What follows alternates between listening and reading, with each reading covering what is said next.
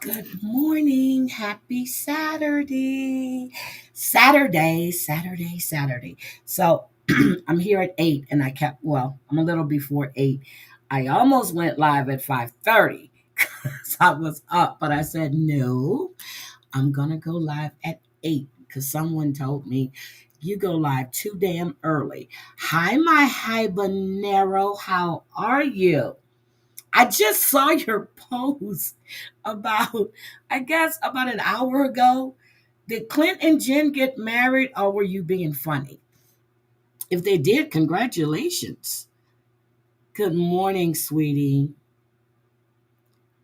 Yep, he died. I saw that. So, Party Rock, thank you for that story, which led me to two other stories, Party Rock. Thank you. Whoo, the shit that's going on in Phoenix. Let's see. Good morning, Mari. Putty Rock, Habanero, Marcia E. So done. Girl, take me with you. I wear a size 8 in pants and depends on who makes the shoe. That's funny. I wear a size 8 in shoes too. Um, Tennis shoes, I do an 8.5. Hi, Island Girl. Avoiding eye contact. Gamecock Jenny. Charlie sending love is celebrating her birthday today. The word on the street is they got married. Well, congratulations. Oh, my dad. Gypsy. Gypsy, hi, sweetie. You know you're not fired. I was just being funny. You know you're not fired. I was just being funny. I know I go early. I go too early for a lot of people. So I know that. So I don't have a problem with that. But I wanted to say thank you for all of those that's doing the replay on Platteville. I didn't know how many people actually like Platteville. So the last two, episode 3, they're still replaying, but episode 1 and 2, thank you. I see more people are watching Platteville than 90 Day Fiance. And then this morning, I was told that John and Brooke were live last night with Paul. So I went to listen and I was skipping through. So it appears that Paul has a stalker that tattooed his picture on her leg, I guess. And they only met one time. And I'm just like, and I was skipping through. I'm going to go back and watch something about Karini losing her green card. I think I have to go back and listen. Oh, you obsessed with Platteville. Yeah, so I just want to say thank you for those that are doing the replay. I really, really appreciate it. I have to go through and read the comments and release them. So I will do that. But there is another video that Olivia just released on TikTok. And if I make my goal, I set a goal today, people. Yeah, so I'm gonna go back and listen. I saw it was 2 hours and 40 something. I said, God damn. So I will go back and listen. But I like Brooke with the baseball cap on her head. I like her with the baseball cap on her head. Hi, Tracy. So in the news all week, well, not all week, but Hulk Hogan, okay? They had his private funeral and everything. And there was a video leaked. And it's on TikTok. I'm not gonna show it. Of his body in his coffin. And that has sparked an outrage. And then I find out it was actually put on YouTube as well. And if you want to go find it, I'm sure you can find it, but I'm not going to play it. So there's a lot of stuff about Hulk Hogan and his health. Well, the medical examiner stated that Hulk Hogan had leukemia and atrial fibrillation. Um, that's what's on the official autopsy report.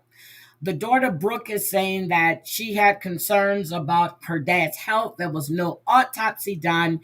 So Hulk Hogan wanted to be cremated, but they haven't cremated him yet until all the medical stuff, until they can prove that his death was natural. Well, shit. The autopsy report says it's natural, but the daughter is saying that she believes her father was being neglected.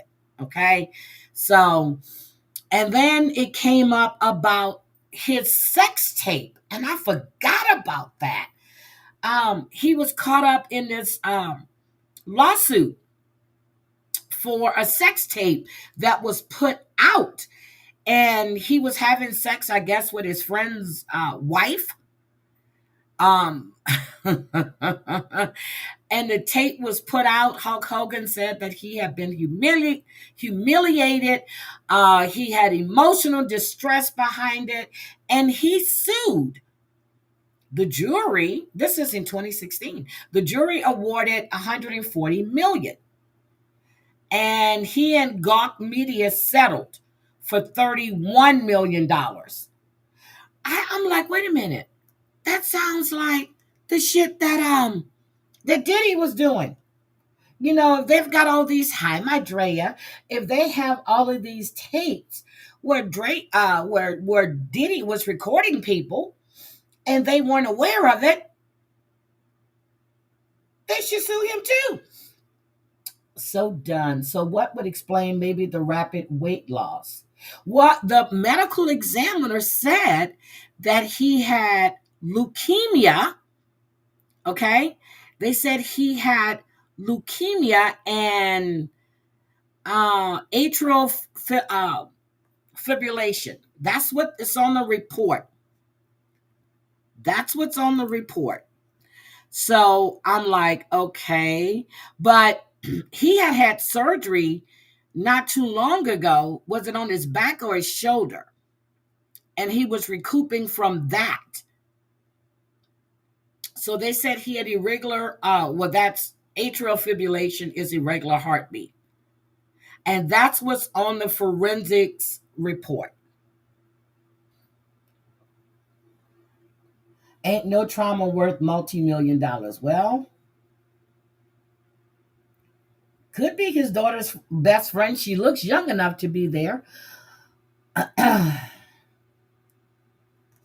Yep. So, but he was recorded, and he said he did not know he was being recorded. So he sued. But according to his wife, Sky, he has not yet been cremated. Now, that leaked video, and this was before the services. So they're saying the funeral home or whoever was doing it, but then there was video of people at his services too. But the video that was leaked, there is no one in there. He's laying, this was done by a funeral home employee. Yes. Well, I think it is her best friend because I'm serious. She and Brooke look alike. She and Brooke really do look alike, which doesn't mean anything, but they look around the same age. But then you got to remember Linda cheated with her son's best friend. She had sex with her son's best friend. So, okay. I posted that video of Linda on Facebook crying. I'm sorry, I don't mean to laugh. But it's just crazy. But we have Jarvis Butts, which I'm going to play a little later. I have 3 other stories or 4 that I really want to cover. Okay. And this is concerning deceased infants. Okay. The one story was sent to me by PMR. And I have that one, but I have 2 other stories that's coming out of Phoenix. Okay. This young man, 22 years old. Hi, Robin. Oh, the second. And see, I don't remember seeing the second wife. I don't remember seeing the second wife. Dirty Bird was a bestie. Yeah. Well, I thought she was friends with his son, not Hulk Hogan, but his son. Now, whose son killed their best friend in a car crash? Was that Hulk Hogan's son? I can't remember. Was it Hogan's son that had that really bad car accident? Or was that Dog the Bounty Hunter's son? Hmm.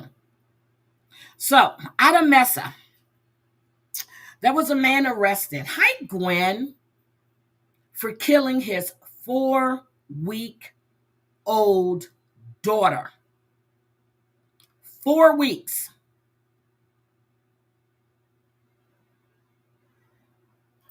Uh, they got a call to the house on July 11th. It must have been something in it was Nick. Okay. Something must be going on. Yeah, because there was no autopsy done at all.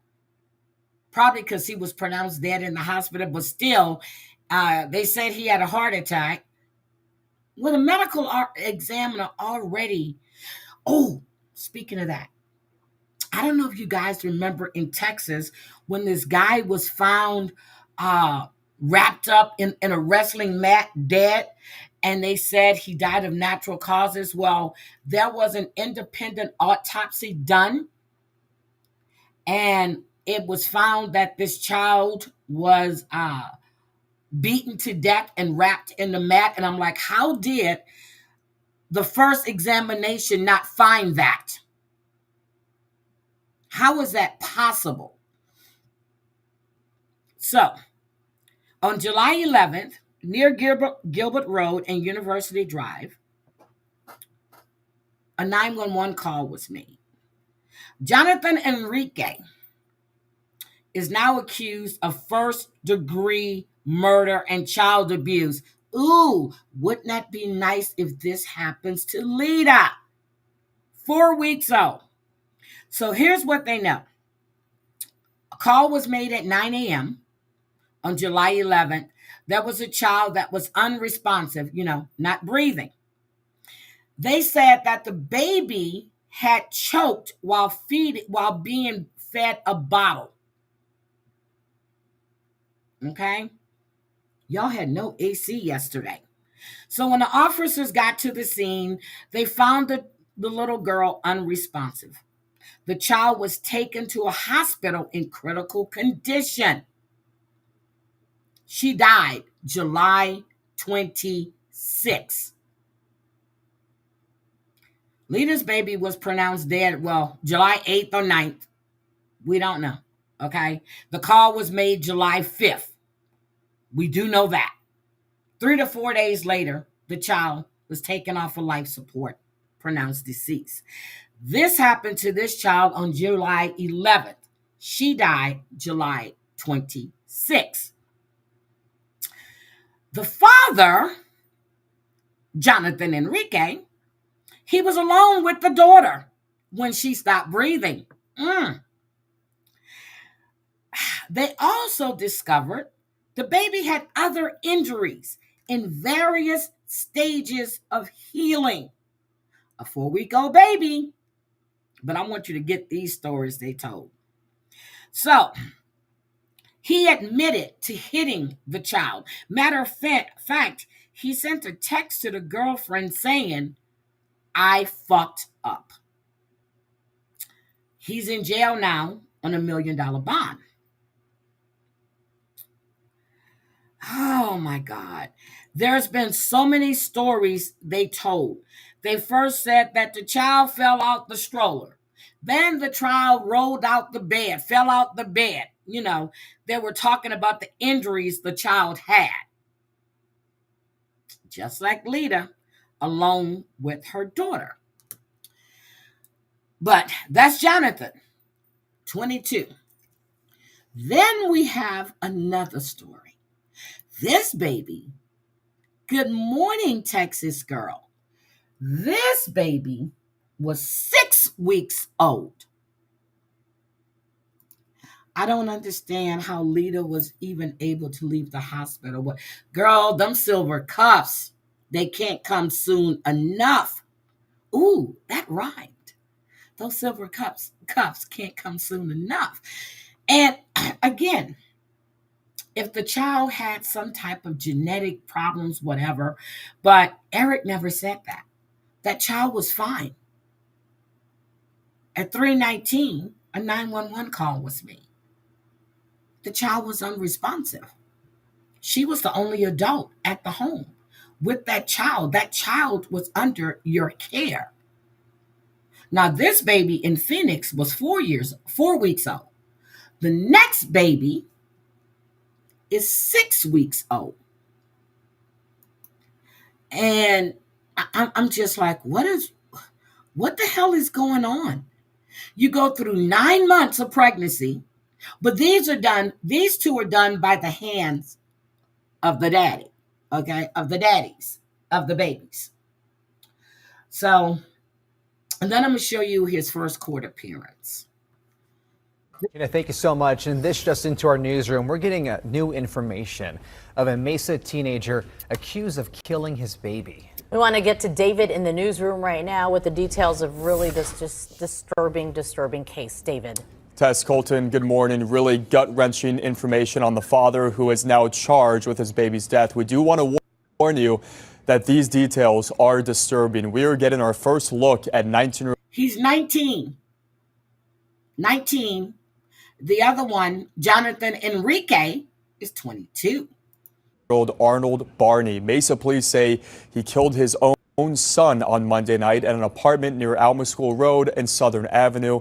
We are just learning at this very moment that the child was a newborn, just 6 weeks old. Police say the mother and some other family members left to go to the store, and when they got back home, they found that baby struggling to breathe and called 911. The child later died at the hospital. Staff there, they noticed bruising and injuries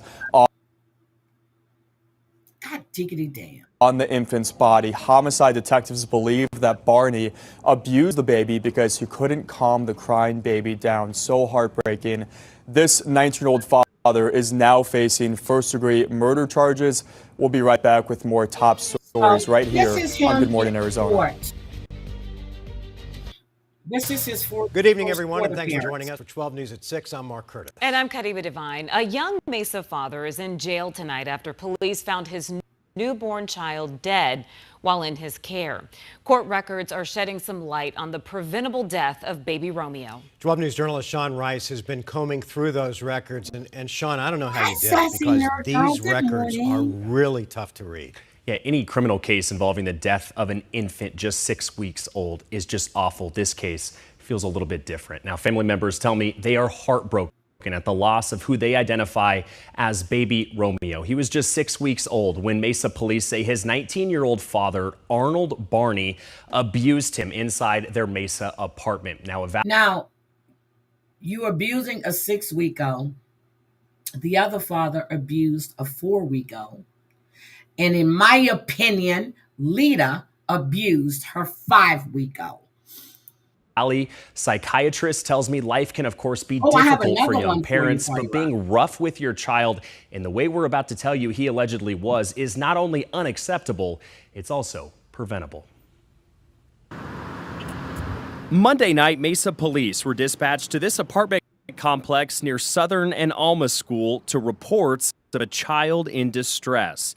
Inside one unit, they found a baby barely a month. Is that an apartment or is that a motel? They have apartments that look like that?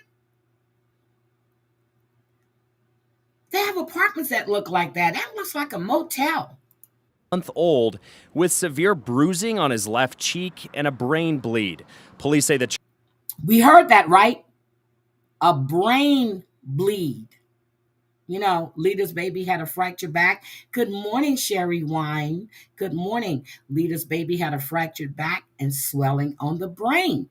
This child had a brain bleed. Child was in the sole care of his father, 19-year-old Arnold Barney. Babies are incredibly delicate. John Brewer, Chief Clinical Officer of Psychiatry at Evolved D says new parents must be extra careful handling their newborns, especially those who have become a parent for the very first time. Being a new parent can be so overwhelming, and that can lead to a lot of isolation where maybe you don't have the Happy birthday again, Charlie. Today is Charlie's birthday, or she's celebrating her birthday today.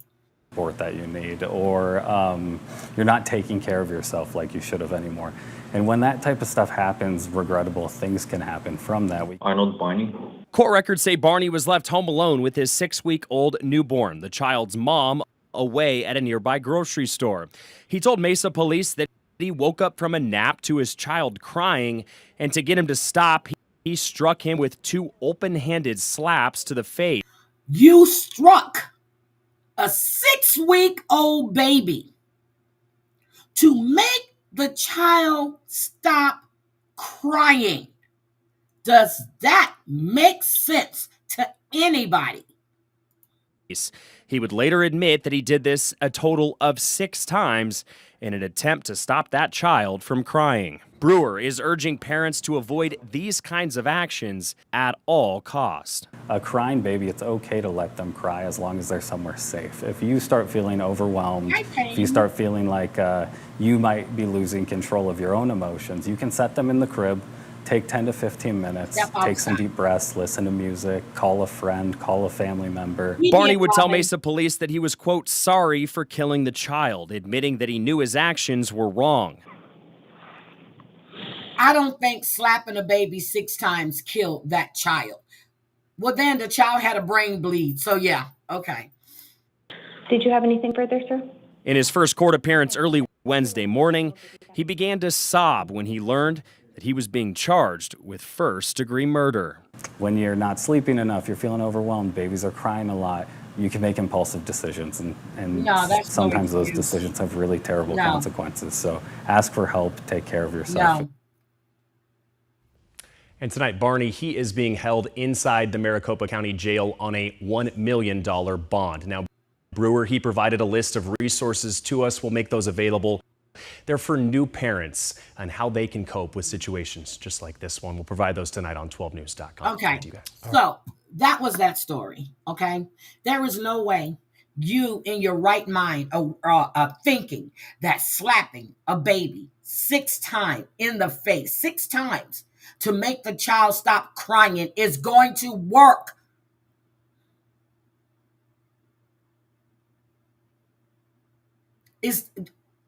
I don't understand what the hell you were thinking about. Slapping a baby, it's not going to make that child stop crying. It's not. But why would you even think about slapping an infant? I just read a Reddit story about a man spanking his 10-month-old baby. He asked his wife, can they start spanking her at 4 months old for discipline? What the fuck? You know what? You're right. What the fuck?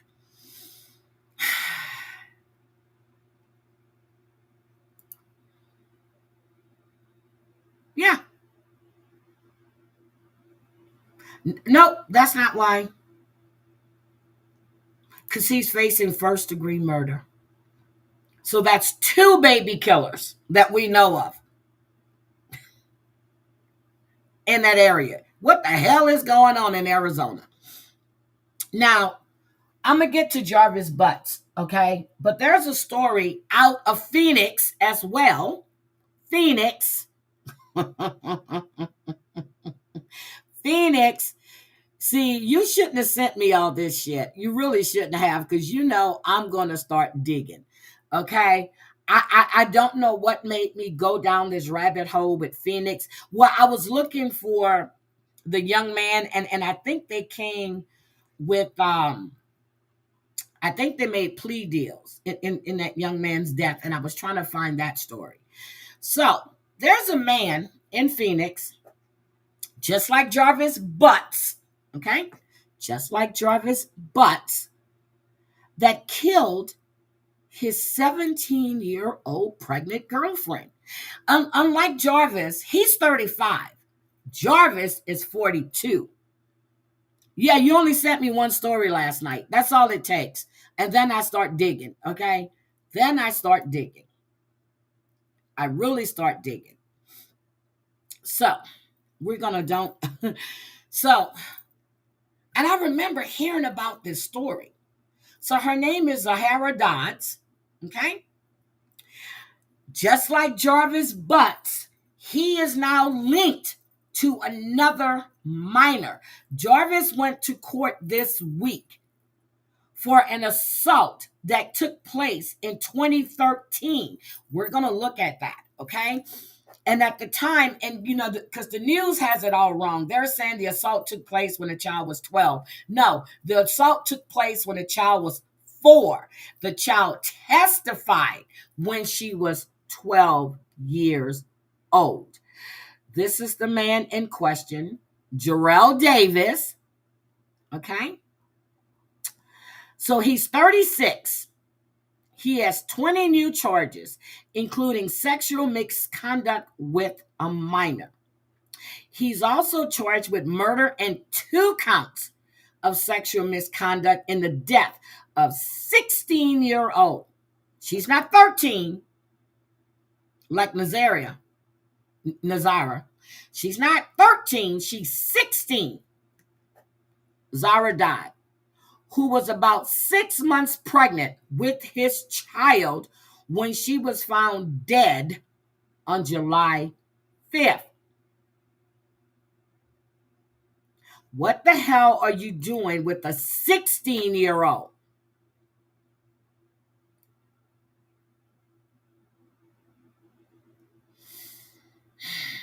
Avondale police submitted the case on July 31st in connection with the 17-year-old girl.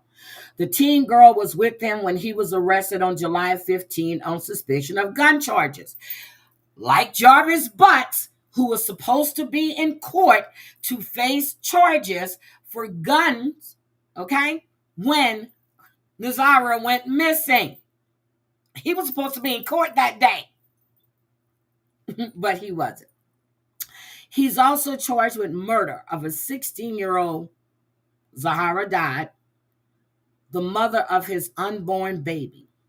Police say Davis conspired with Jerichi James, 18, in Dodd's fatal shooting. Her body was found at Maryview Park in Phoenix on the morning of July 5th. There he is. 36 years old. 36. This is the 18-year-old that he conspired with to kill a 16, 17, whatever. His bond is cash only, $1,175,000.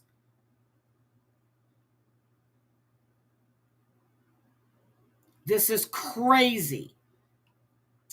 In Dodd's case, Davis is also charged with 2 counts of sexual misconduct. Dodd had been living at a group home in Surprise before she ran away the night of July 4th.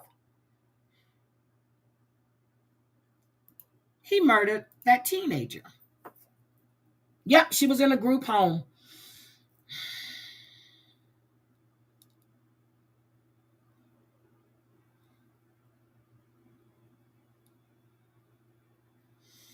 This is crazy. Crazy.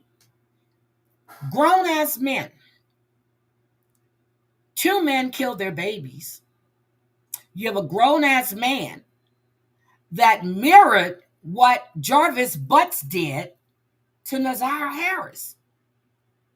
And he's also being charged with another assault on a minor, just like Jarvis Butts. Just like Jarvis Butts. Now,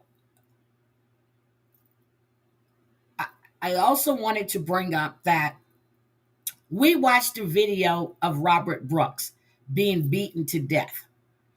Charlie, I'm getting ready to bring up Jarvis Butts, so if you've got time, I would like for you to be on panel. Now, we saw the video of Robert Brooks being beaten to death. So just in case,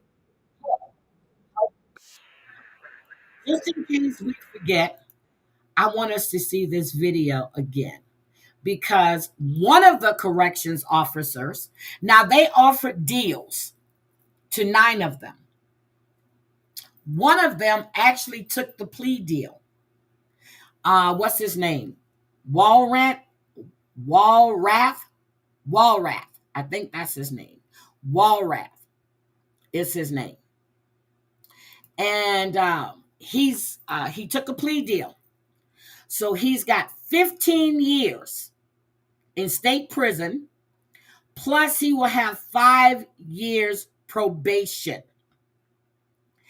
15 years. You took the life of a 43-year-old man. And then they asked, what did he do to deserve that? He said nothing. You beat this man to death. And yeah, I'm just going to show the video again. Yeah, I'm going to show it again. I think this one is censored. If I'm not mistaken. This one might be censored. Let's see if this is the one, because I can't find the one that I had before that was uncensored, so I had to go look for it. Remember, this was Robert Brooks. This happened in December of 2024. Officers there appearing to beat Brooks there. Don't block it out. See, they're blocking it out. Look at him, holding him up, slamming him. Robert Brooks. The other video. All right, so if you're just joining us for this story, this is what we know. This body-worn camera released by Attorney General Tish James's office. Look how he's punching him. Look. That appears to show members of the New York State Department of Corrections and Community Supervision officers there at Marcy Correctional Facility beating Robert Brooks. Brooks was handcuffed with his hands behind his back. He was then taken to a medical examination room there where the events captured in the video took place, she says. Now, Brooks was then transported to a local hospital where he was pronounced dead in the early morning hours of December the 10th there. Right here. Now, Governor Hochul's office said 14 members here have been fired for their role in this. We also are getting statements in from elected leaders in New York. We're going to step away from this video. You're going to hear from James in just a second here. Let's put this up. I don't want to hear from James. So this is from State Senator of New York, Rob Ort. He said, wanted the video where they beat that man to death. They beat him to death. Beat him to death. So the other ones are scheduled to go to court in October. It's going to be a busy month in October. We've got so many trials set. We've got the sentencing for Diddy on the 3rd. We have October 6th. It's going to be the trial for the other guards. Then we have Jarvis Butts. That trial is supposed to start October 13th. So we have that. I just can't believe they gave him 15 years. 15 years is not long enough for what they did. And he went to court and he didn't look at all remorseful. Seriously, he didn't look remorseful. Where is he at? Let me see. Can I find it? This is the one right here. Is this him? He didn't look in no way remorseful.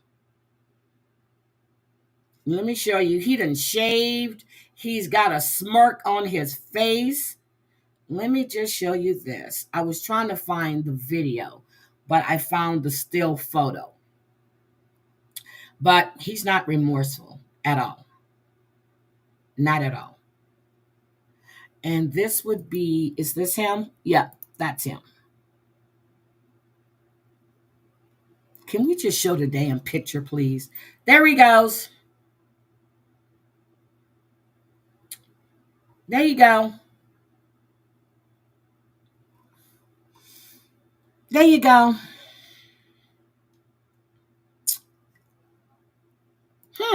He don't look too remorseful, does he? Well, hopefully they will, Michelle. But we do have one quite disturbing story. And let me put on my, what do I have? Oh, hold on. I need to change this. Because this is awful. This is going to be trigger warning, period. I didn't know I had that one up there. There we go. Trigger warning. Guys, this is really a trigger warning. And I try to find stories for you guys that's okay. Let me just stop this. When I say trigger warning, I mean trigger warning. If you don't want to see this story, this is about animal and child abuse, and the videos are quite graphic. This is disgusting.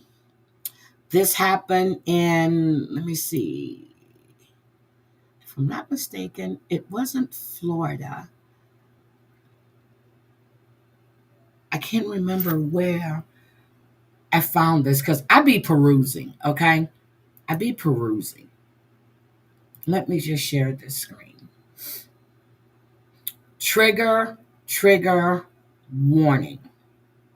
Again, if you don't want to see it, I suggest you walk away from your screen. And then we have another young girl that was killed by her father. And Jesus Christ. Okay, are we ready? Seeing something like that just breaks your heart.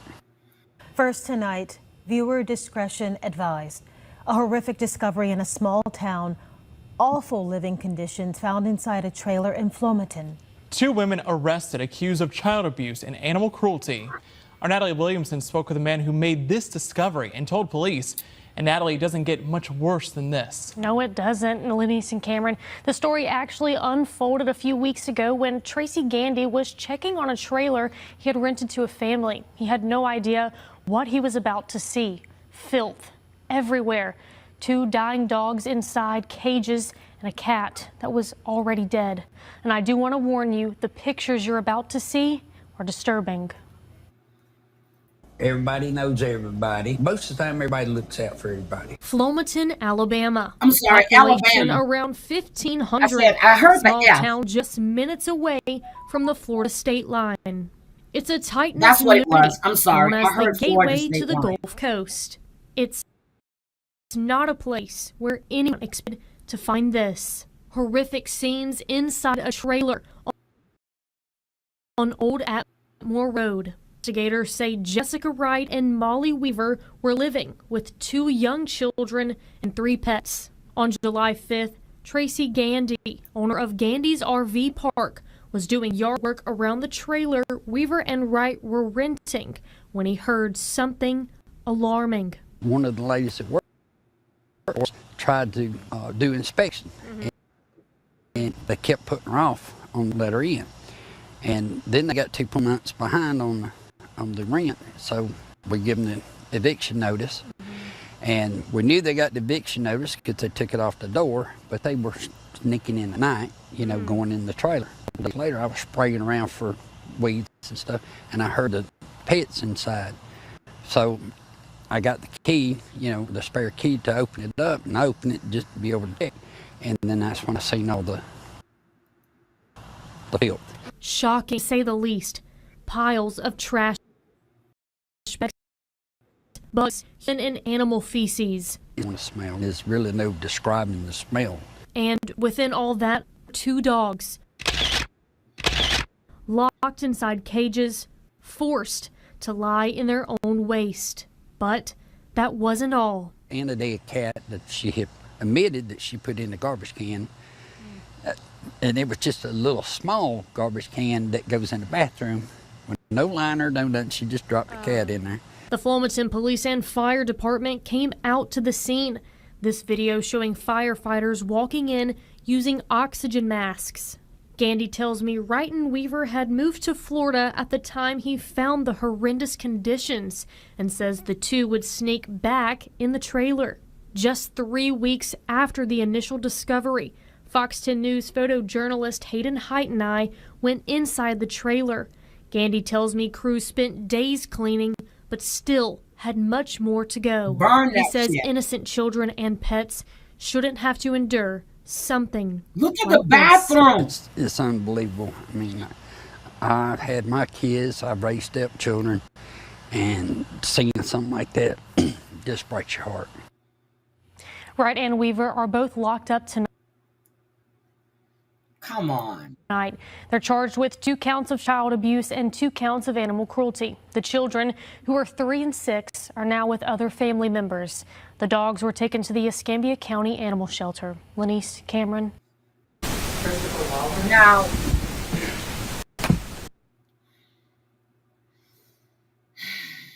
okay, here it is. I did. Okay, here we go. Here he is. There he is, right there. I did find it. The audio is horrible. So this is Walrat. 16 years. Beating Robert Butts to death. This matter is on for sentencing today. Back on May 5th, the defendant pled guilty to 1 count of manslaughter in the first degree. With the agreed upon sentencing, 15 years in state prison along with 5 years post-release supervision. But that's him now. He's got a beard. Before that was the indictment. But that's him. Cutting his eyes at people and everything. 15 years. Judge, not good enough. I'll be brief, as this is an agreed upon sentence. The audio is horrible, but I'll drop it if you guys want to hear it. Okay? I need Jarvis Butts. Let me go get Jarvis Butts. This is the full hearing of Jarvis Butts from ZiyahHarris. But this is not for Zariah. This is for the the 2013.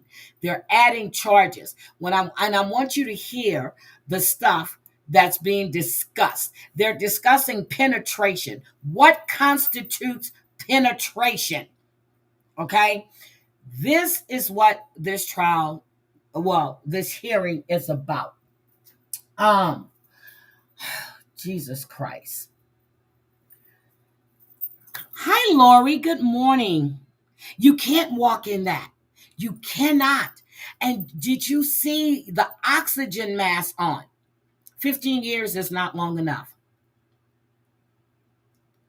They had to put on oxygen masks. You remember when I played that Lisa video when she was arrested and 3150, whatever they call it in Pennsylvania? It's not a 5150. She was 352 to 351, whatever it's called. And they went into her apartment, and the police officer called and said, you might want to, tell animal control to wear hazmat suits. She said she had never seen so many bugs and stuff. But we saw the video when Lisa's son was still there, with the cat shit and the dog shit all over the floor. It was disgusting. That was piles and piles of trash and feces, animals locked in cages. A 3 and a 6-year-old had to breathe that trash, had to breathe that disgusting, had to live in that environment. Had to live in that environment. All right, Charlie, I'm going to drop my link for you if you're able to come up. Or if someone wants to come up and discuss this damn thing, we can. But those kids, 3 and 6 years old. And then the landlord said that, okay, first of all, he said that one of his employees was trying to go in and do an inspection. Yes, it's safe now, but I know you're going to go back and watch Party Rock. And that baby did. I was like, did she say good morning? But it could be because I remember when Kayla was little, she had to be like 4 or 5 months old. I used to tell her, say yellow, yellow. And she said yellow, yellow. So she probably did.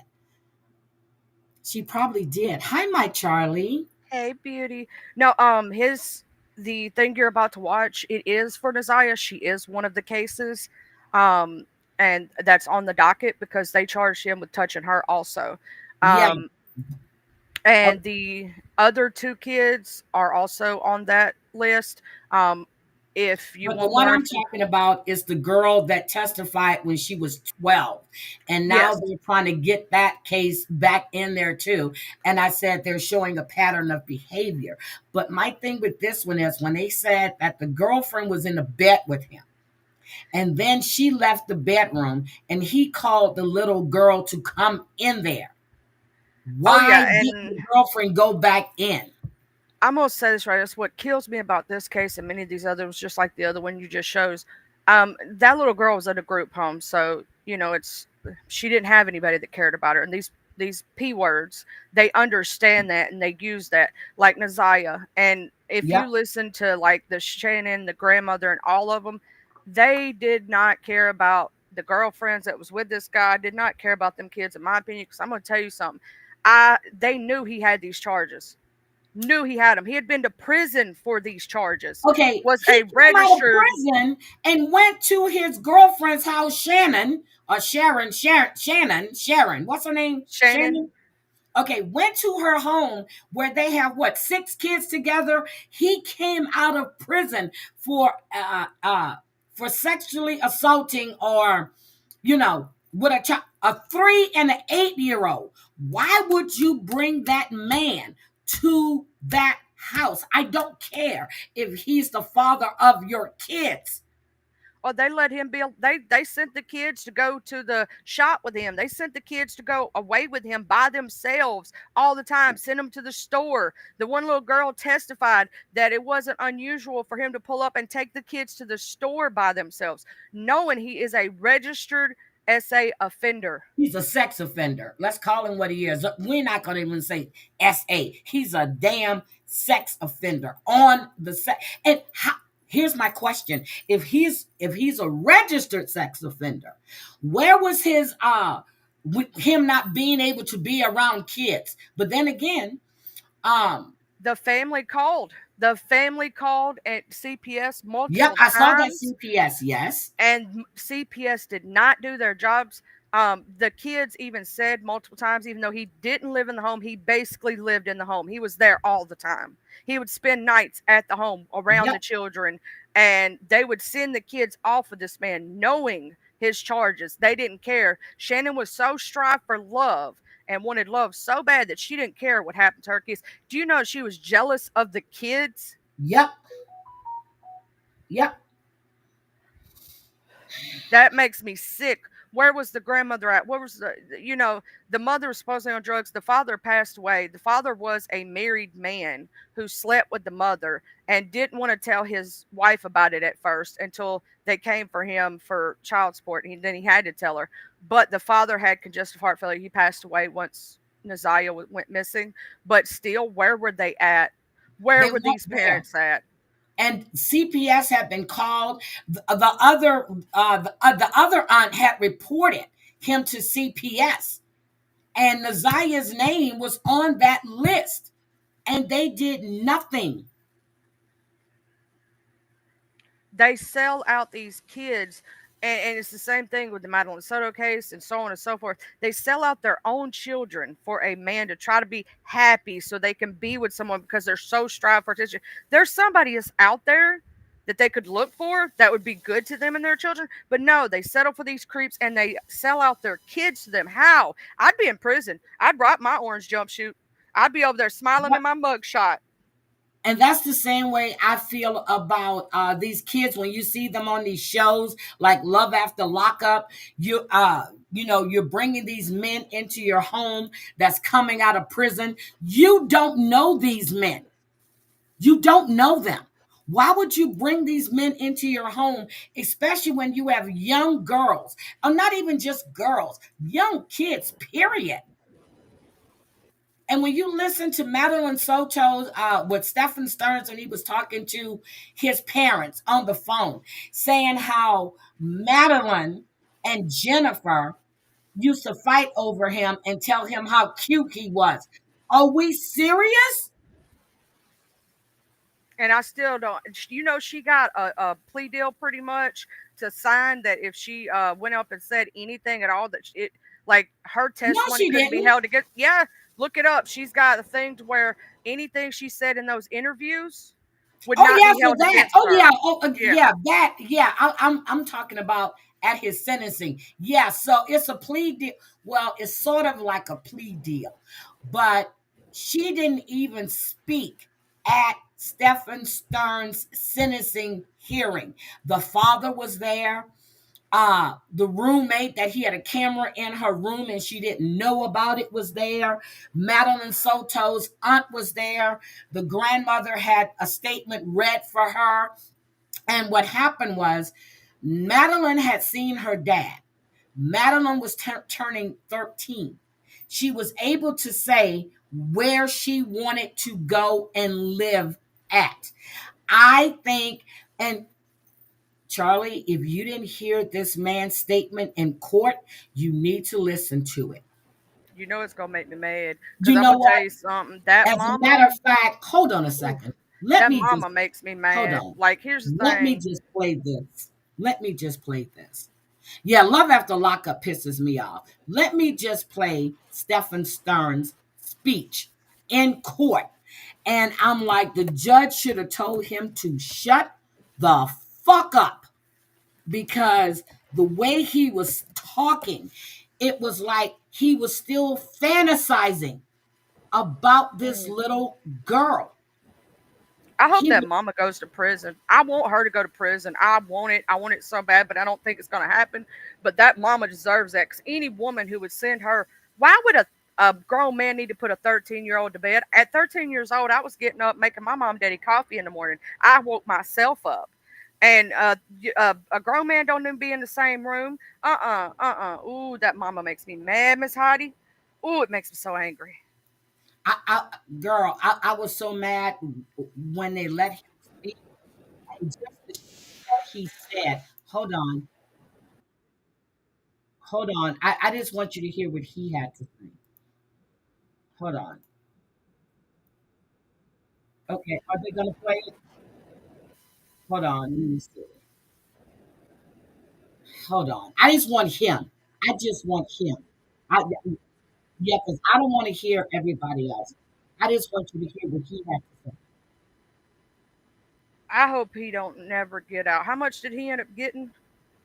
He got life, Yeah, didn't I he? can't find the one where he's speaking. I had it. Okay. Okay, I have it. I have it. I have it. I have it. Hold on. Let me just stop sharing that one, and then I'm gonna let you hear what Stephan Sterns had to say. And that's gonna make you even madder. See, that's what I'm saying about Amy Slayton. That guy she's with, he's a weirdo.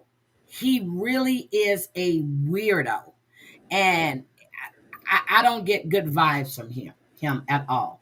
Okay. Well, Amy's a scammer herself, you know. But that's Yeah, another because we story. talked about how they were scamming for Tammy's funeral and stuff when I was in your Mhm. chat. Okay, let's go. Okay, I think this is. He apologized to Maddie's family during his plea hearing Monday. Okay, I'll miss her all the time. He said, I'm going to miss her all the time. Did you hear that? That's sick ass individual. I will never not honor her memory. And I apologize for all the pain. But his words were no comment. He apologized for all the pain. He said more than that. I'm going to have to find it and replay it again. But he said he apologized for all the pain.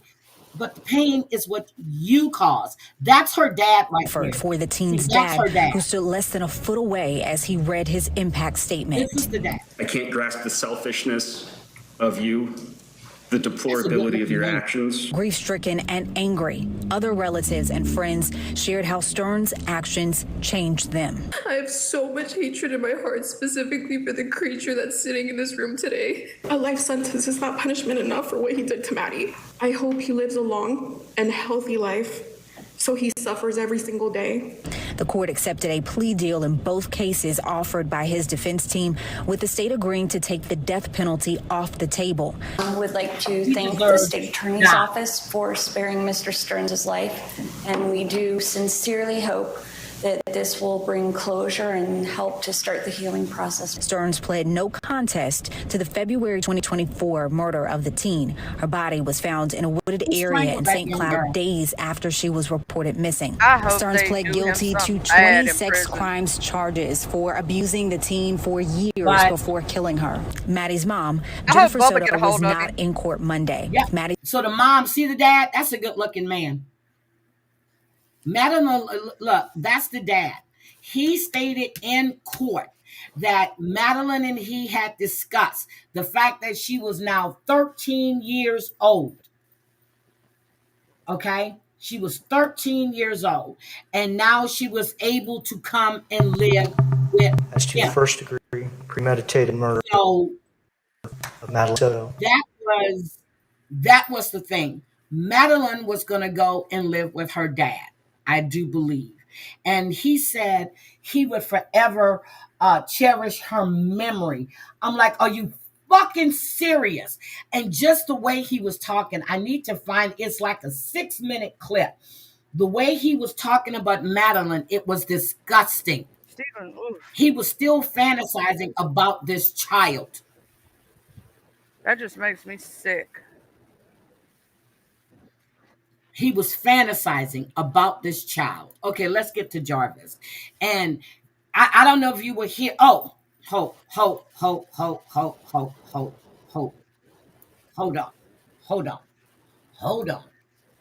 I am going to say this. I have all the things that you showed this morning. I will say those cops need stricter punishments. These pedos, they deserve stricter punishment. I believe if a lot of these people got stricter punishments, they wouldn't be doing half the crap that they doing. The system's messed up. Okay, see, I told you guys about this story, and I have forgot to show you the videotape of. Okay, hold on. So this is the one I told you about the story, but I didn't show you guys the videotape, and I'm sorry because I had the videotape queued up to go, and I skipped over it. But hold on a second. Here we go. And so this is the case that I was talking about earlier about the 16-year-old. 16-year-old Zariah Dodd, who was pregnant when she died. 2 men are in custody accused of conspiring to kill her, including the unborn baby's father. Taylor Wirtz joins me with the details tonight. Taylor. Yeah, Brian, Jarrell Davis and Jacree James Gillette are each facing 2 counts of first-degree murder. They appeared in court late last night. I talked with criminal defense attorney Benjamin Taylor tonight about what's next for the suspects in the search for justice for Zariah. 16-year-old Zariah Dodd was found murdered in Maryview Dodd, not Don, Dodd. Park on the morning of July 5th. She was almost 6 months pregnant. It's sick that you will take another child's life because you don't want the proof to come out. Now, almost a month later, loved ones say she is finally getting justice with the. But okay, let me ask a question. Why was this child in a group home if you have loved ones? Why was she in a group home? Charlie? I don't know where Charlie's at. The arrests of 36-year-old Jarrell Davis and 18-year-old Jacree James Gillette, who appeared in front of a judge late Friday night. There are allegations that you committed murder in the first degree, which is a Class 1 felony. Davis, who Phoenix police says is the father of Dodd's unborn daughter, is facing 2 counts of first-degree murder charges. Criminal defense attorney Benjamin Taylor says an unborn child often means a harsher penalty. I mean, with the unborn child, they could either charge the defendant with killing the baby that's unborn, and the mother. So basically each count could be one count for the mother and one count for the unborn child. Davis is accused of sexual misconduct with a minor in this case. He also pled guilty for impregnating a 14-year-old in 2008. Did we hear that? He also had a 14-year-old pregnant in 2008. So this is not his first rodeo with young girls. And I'm sure that's the only thing he likes are young girls. When he was 19 and received probation. Taylor says Davis' record is against him. When a person has prior convictions on their record, the prosecutor usually aggravates their sentence or even asks for the maximum amount. And here the maximum amount is life in prison or even death. 18-year-old Jarvis Butts also faces 2 counts of first-degree murder charges for Zariah's death. Taylor says 2 suspects shows more of a plan in the eyes of prosecutors. Something's premeditated. It means it's thought out. There was a plan involved, and it wasn't just some last-minute thing. The defendants allegedly planned this out to kill the victim here. All of these things considered, Taylor says the death penalty isn't off the table. And because you have a minor, a pregnant minor, this is a very egregious act that was caused here. And so ultimately the prosecutor can even go death penalty in the future if they decide to. And Taylor, you were... I understand that part, but now her loved ones, you know, they want to speak out. So what happened that put her in the group home? Hi, Irish Jazz. My question for these cases are always, and I don't know about you as a parent, my questions are always, where are the parents? Where are the people who love these kids? Where are the parents? Because I'm going to tell you this, my mom and daddy would have been on a manhunt, and I would have had my booty in trouble and beat and put in a corner. You know what I'm saying? For even talking. I didn't even have to do nothing. Just talk to a grown man like that. My sister tried that once when she was 17, right? I think she was 16, and the dude tried to come over acting like he was going to date my sister and lied about his age. And my dad said, well, since you're driving a car, can I see your ID? See, my daddy played it smart. He said, and then when he saw his ID and saw the man was really lying about it, he said, if I catch you even sniffing around my daughter one more time, you going to prison, boy. And he didn't play with him. He said, I'm gonna put my hands on you. He said, you better leave this house and never return again. And if you even look at her the wrong way, I'm coming for you. I got your home address right here. I got everything I need to know by looking at this ID. I know where you stay. But hold on. Okay, look. Have questions as to how she could have gotten pregnant a 36-year-old man while living there and why they let her go off on her own after dark the night she was killed. I asked Benjamin Taylor if the home could face legal action. The group home here, if they are found negligent here, they can be found negligent for child abuse charges. If there's any information or evidence to see that the group home was here liable, it could have prevented the murders of these people. The system is broken here. A lot of times it's just overwhelmed with minors. A lot of times there's not enough resources out there, and sometimes minors unfortunately die in the hands of the group homes. Sunshine Residential gave Fox 10 this statement when we reached out. They said, quote, we continue working with the Phoenix Police Department and partnering agencies in their ongoing investigation. We will not rest until the perpetrator of this crime is brought to justice. So, that's what I wanted you guys to see. And I should have played it at that time, but let's get back to Jarvis. I should have played it, but that was over. Oh, let me go back because I don't listen to this. Like, can I say something? Yes, go ahead. Yeah, I'm gonna say this right now. This is reasons why I tell people don't play CPS games with real parents who are good to their kids. And these people on YouTube sometimes they did it to me.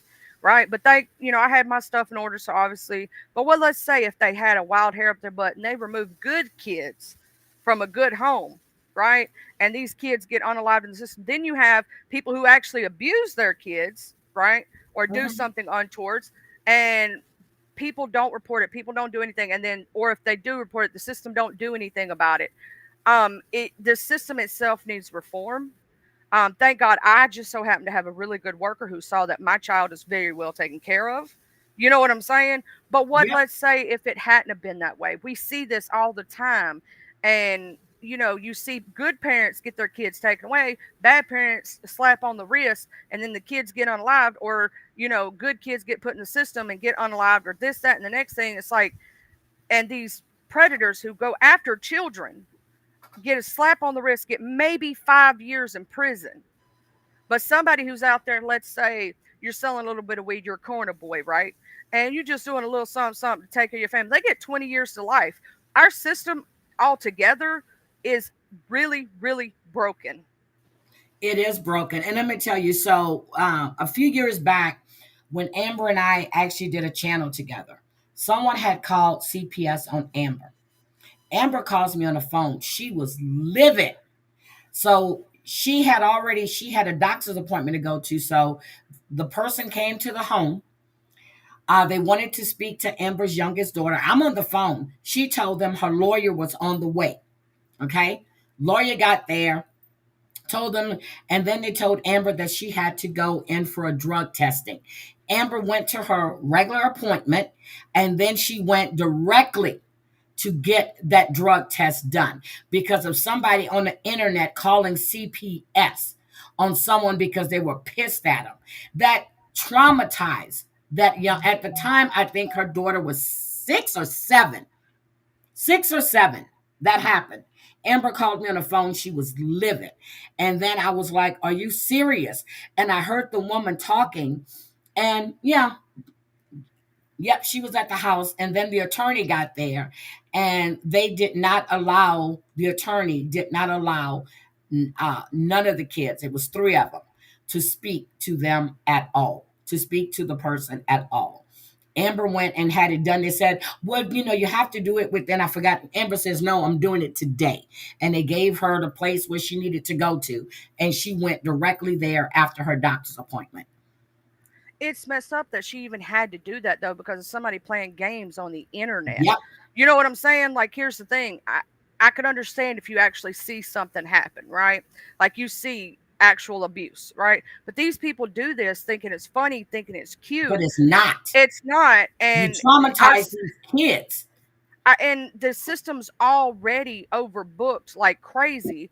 And what if, let's say they got a wild hair up the butt, and the egregious said things that were said about Miss Amber, and they took it super, super serious, which they should take things seriously. I'm not saying they shouldn't, and they decided to place those kids away from her until those tests came back. What if during those 24 to 48 hours, right, that child was essayed, that child was, unalived, all these look at other these things. foster homes. You don't trust these people.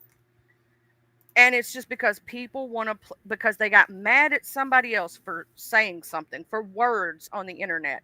Not actual because they did anything. You know what I'm saying? Like, in disrupting, that's right, Miss Wendy, disrupting someone's life over the internet. The same thing happened to Brooke. They actually went to the school to speak to her child because someone called CPS. One night, police came because someone called, and her son was there having a sleepover, banging on her door when these 2 young boys were downstairs, watching movies and playing games. They don't think about that. Hi, sweet bomb. See, that's what I'm saying. They don't think about their actions. Here's the thing. You think, I'm going to get back at them because I'm going to touch their kids. Here's the thing. What if, let's say, your actions led to their child being unalived? Thank you. How would you be able to deal with yourself knowing that child doesn't have a future because of your stupidity? Stop playing these damn games and calling. That's why I hate when people take it off here. Keep it on here. If you got a beef with somebody else, beef with them, cuss them out, call them everything but a white person. I don't care, but leave the kids alone. Having police going to somebody's house saying somebody has a gun, swatting them, that's the shit that they were doing and still do. That shit is crazy. On a swatted person, what if a person has a cell phone in their hand and that guy got shot and killed because they called the police to his home, said that he had told them he had killed his dad, and he was gonna, he opened the door with a cell phone, and they killed him. Oh, bye, Mari. Mari, have a good breakfast, sweetheart. This is crazy. Like, they don't understand how, like, one of my friends at a sector I'm in literally got the cops called on for a wellness check. Well, let's just say that my friend had a cell phone in their hand and they perceived it as something else. They could have unalived him, and then that would be on your head. Stop playing these dumb games over the internet. It's not funny. It's not cute. What you're doing is not really hurting them. It's hurting innocent people. The innocent parties that have nothing to do with the bull crap or the bull mess on this website. If you want to me, when you pull those kind of tricks, you lose. You're not good enough with words. You're not intelligent enough, and you can't drag. I'm sorry that you're a little. Can I curse, Miss Heidi? Yes, you can. Pussy punk bitch. Sit your little ass down somewhere. If you ain't good enough to do it, just sit down somewhere. Sit down somewhere. If you can't handle it, don't try to start beef with somebody. Stay out of it. Go do your little own thing and stay out of the drama. If you can't handle cussing somebody out and using your words like an adult and stop acting like a 2-year-old child, then sit down somewhere. Girl. Oh, I made them so mad. They called CPS on me, everything, because of my words, child. They couldn't handle it. You had CPS come to your house? Oh yeah, you know that old crazy white dude. No, I didn't know that happened to you. I'm sorry. Oh yeah, they because my child's homeschooled. Oh my that was their whole reasoning, was because my child is homeschooled, because my child has mild cerebral palsy, which they've made fun of his braces on his legs, said that he was an inbred child, all this other things. Oh my God. Oh, I heard you talking about, because you were supposed to have a baby with your daddy. Oh yeah, yeah. I heard you say that part. Okay. And if they stupid enough to think I'm going to tell them my baby daddy name, they stupid as hell. I'm not trying to defend that, because I'm not going to tell you his name. It's not true. So why defend it?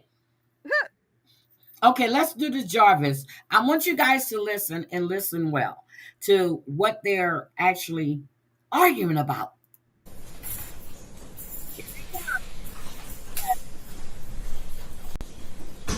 Look at him.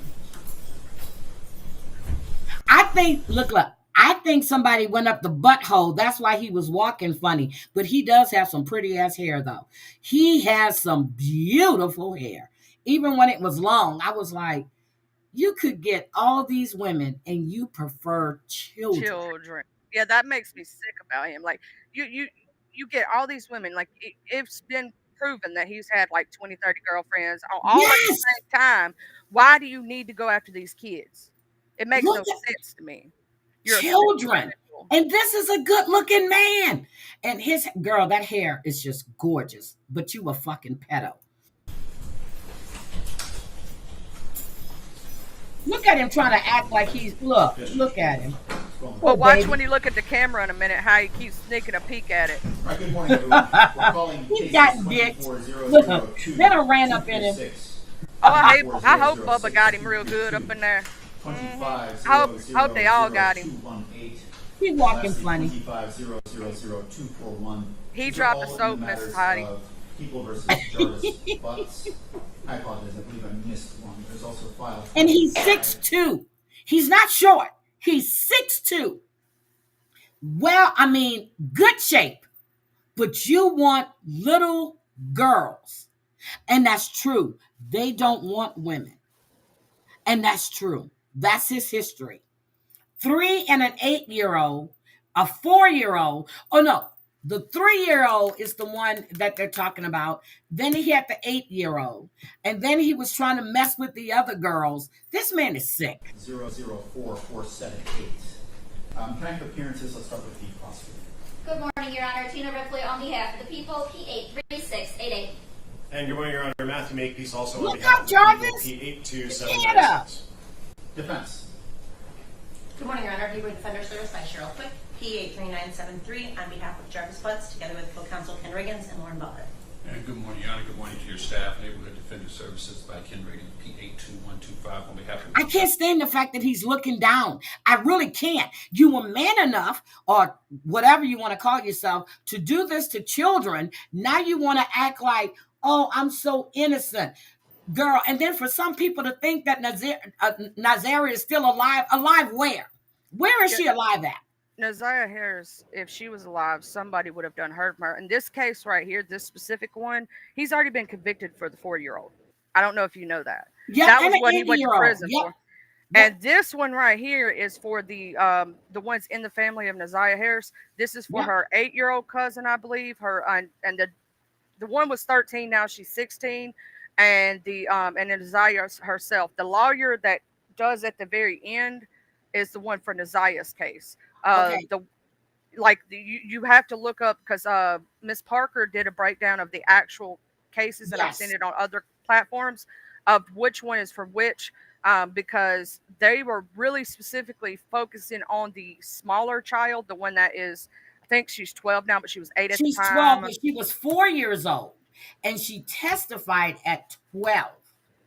Yeah, and it's just because of she didn't say he, F-U-C-K'd her. Yeah, he penetrated her. He penetrated her, but he was rubbing. Let's go. Yeah. Good morning, Your Honor. Lauren Butler, P88126, also Neighborhood Defender Service, on behalf of Mr. Butts. Hi, JJ. Joining us in court. Mr. Good Butts, morning. All right, thank you. You can all have a seat. All right, attorneys, thank you for your patience this morning. We did have a relatively short chambers conversation about these cases this morning. And just to briefly summarize defense, you intend I couldn't sit next to that man. Issue, with regard to I couldn't be his lawyer. Discovery. But you know what? I always wanted to, I went to school for that, but I always wanted to be a criminal defense attorney, right? To see if I can get them off. I would never take that case because I would be sick to my stomach. Just hearing the shit we're going to hear right now makes me sick to my stomach. Murder, this is disgusting. Ending in 218, which has the homicide charge. Is that accurate? That's correct, Judge. That's a nice It's also my understanding that there are 2 motions to quash filed today. And the parties, the people submitted a written response. And JJ, I enjoyed your line. An opportunity to review them. Parties are ready to argue those motions today, correct? We are, Your Honor. Okay, very good. All right, well, let's start with the file that Mr. Butts is here to be arraigned on, that being the file ending in 4478. How does he wish to proceed for arraignment purposes? Yeah. Mr. Butts would waive the formal reading of the information. He stands mute. We ask the court to enter a plea not guilty on his behalf. Oh, thanks. Damn, he's so bitch. Counsel, was the examination held in that matter? It was. All right, we're going to get that transcript ordered. And with that, do you want to move right into the respective yes, yes, Wendy. Do you want to address the discovery issue? I think we can go ahead and do the motions, and then we can discuss the discovery at the end. Okay, very good. All right, who's going to take the lead from the defense? Your Honor. Very good. Your motion. Your Honor, thank you.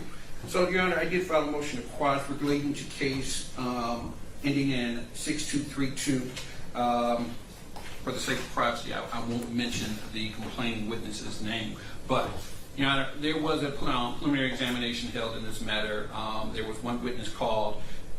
The complaining witness was the only witness called. She testified that at the time of the incident, she was 4 years old. At the time of the hearing, she was 13. So there had been a substantial passage of time. Your Honor, her testimony was she was home with Mr. Butts and Mr. Butts' girlfriend. At some point, the girlfriend left the bedroom. Mr. Butts was in the bedroom. She was on the couch. Mr. Butts summoned her to the bedroom, at which point she was ordered to take off her clothes. Her testimony was she took off all her clothes except her underwear. Charlie? This stuff always made. I've done listen to this once, and I'm going to tell you something. The fact that they try to play semantics. Thank you. Oh, it just makes me mad. They're playing semantics in here. I'm looking at this man with a wedding ring on his finger. I'm not being rude here. If that was your daughter or your niece, I am just like, are you fucking kidding me? You want to play semantics here. Let's go. She took off her clothes. Then Mr. Butts touched her. I believe the order of touching her was he touched the top of her thigh, then he touched under her breast. And at 4 years old, she didn't have breast. And she said he touched her where she peed. Okay. I can't. I'm getting called. That was the sole testimony of this witness. At the end of the proofs, the prosecution moved to bind over on an original count of criminal sexual conduct in the second degree and added a count of criminal sexual conduct in the first degree because of the statement of because of the statement of the complaining witness. Your Honor, we believe that is an abuse of discretion. The only thing that we have on the record is she said she touched where she uses the restroom, and the only clarification we had was she said this is where she pees from, or she urines from, excuse me, those were her words. From that, we have the prosecution postulating that meant that there was some penetration, except there was no penetration mentioned. There was no penetration discussed. We know from case law, for a CSC 1 to happen, there has to be some form of penetration, even the slightest. Case law also tells us if she testified that he were to force her underwear inside of her, that would be sufficient for penetration. Yeah, we don't have any of that. We never have conversation, or we never have any testimony about her panties being pulled aside. We never have any testimony about her panties being forced in her. We never have any testimony about anyone penetrating her. Now, that is...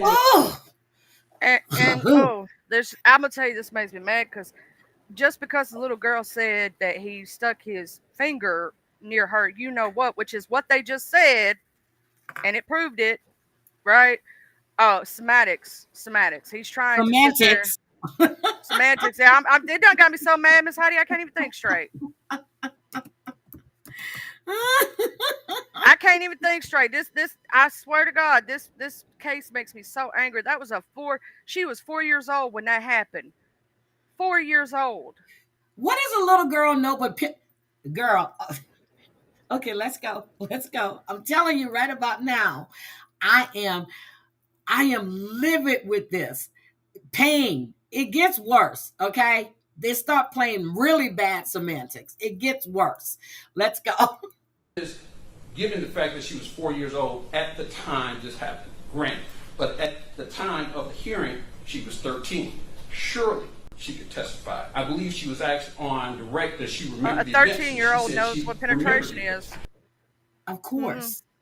You know, by his standard, a 13-year-old should know what that is. I swore she was 12 when she testified, but he's saying 13. Okay, let's just go with 13. Either way, a 12 or a 13-year-old, they know what it is. They know what a bull. Here we go. None of that was testified. I think to say that there was sufficient evidence on the record that says that there was a penetration for the purpose of the CS1 is an abuse of discretion, and we believe that should be dismissed. Thank you. This could be denied, but okay. Your respective motions, they're similar in nature in that long eyelashes, the issue of nice eyebrows, whether or not there's sufficient evidence on the issue of penetration. No bones on his face. Correct. Okay. Do you want to? Why don't we have him argue his on the second matter, and then we'll hear one response from the people if you're okay with that. That's fine. Okay.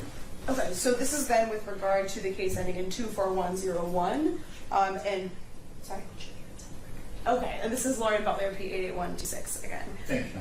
So first, to overview the facts from that case, I want to emphasize that this is only with regard to one of the two instances described.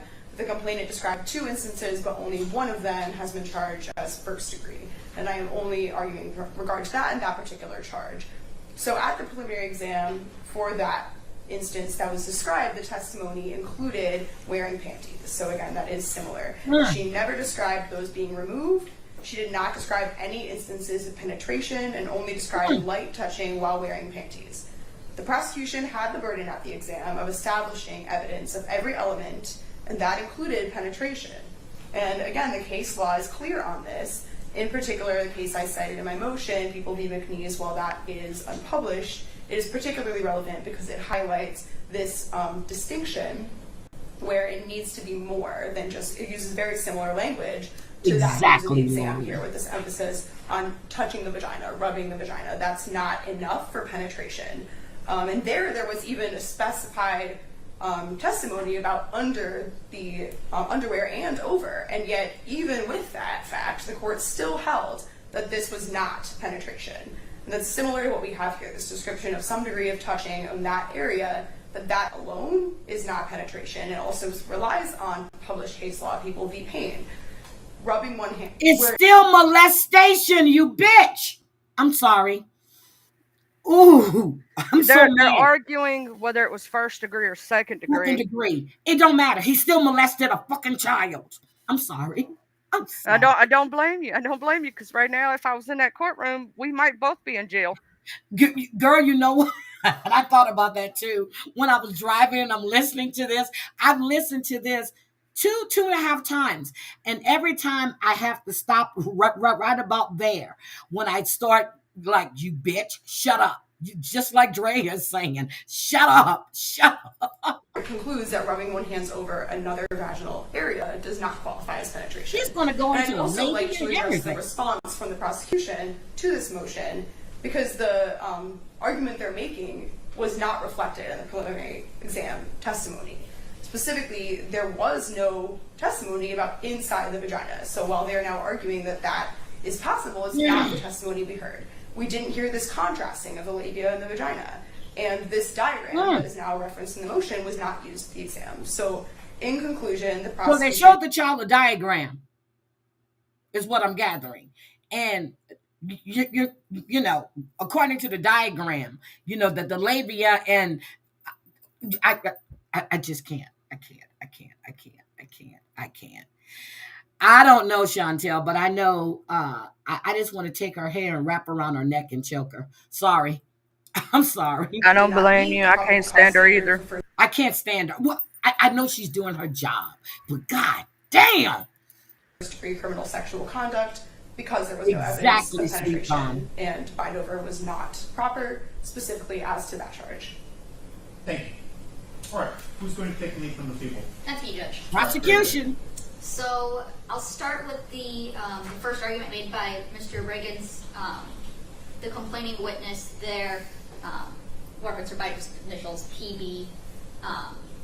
She testified specifically that he touched my private part where I use the bathroom with.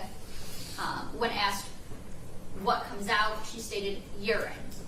I then asked, tell me about what part of him touches you there. She states his hand. And what does he do?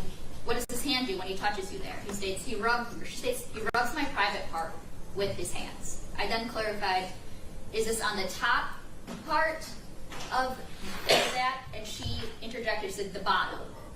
And I said, would that be where the pee comes out? She says, I clarified, is that a yes? So in summary, she testifies she's rubbing the bottom part of her private part where the pee comes out. Okay, first of all, the child doesn't know that the pee doesn't come out the private, the bottom part. It comes out the top part, okay? There's a little dicky right there. So this is a child that thinks she's peeing from the hole down below. Yeah. You know what I mean? So that tells you he was rubbing there. Even though he didn't put his dick there, he was rubbing at the entrance to her vagina. Is that what that tells you?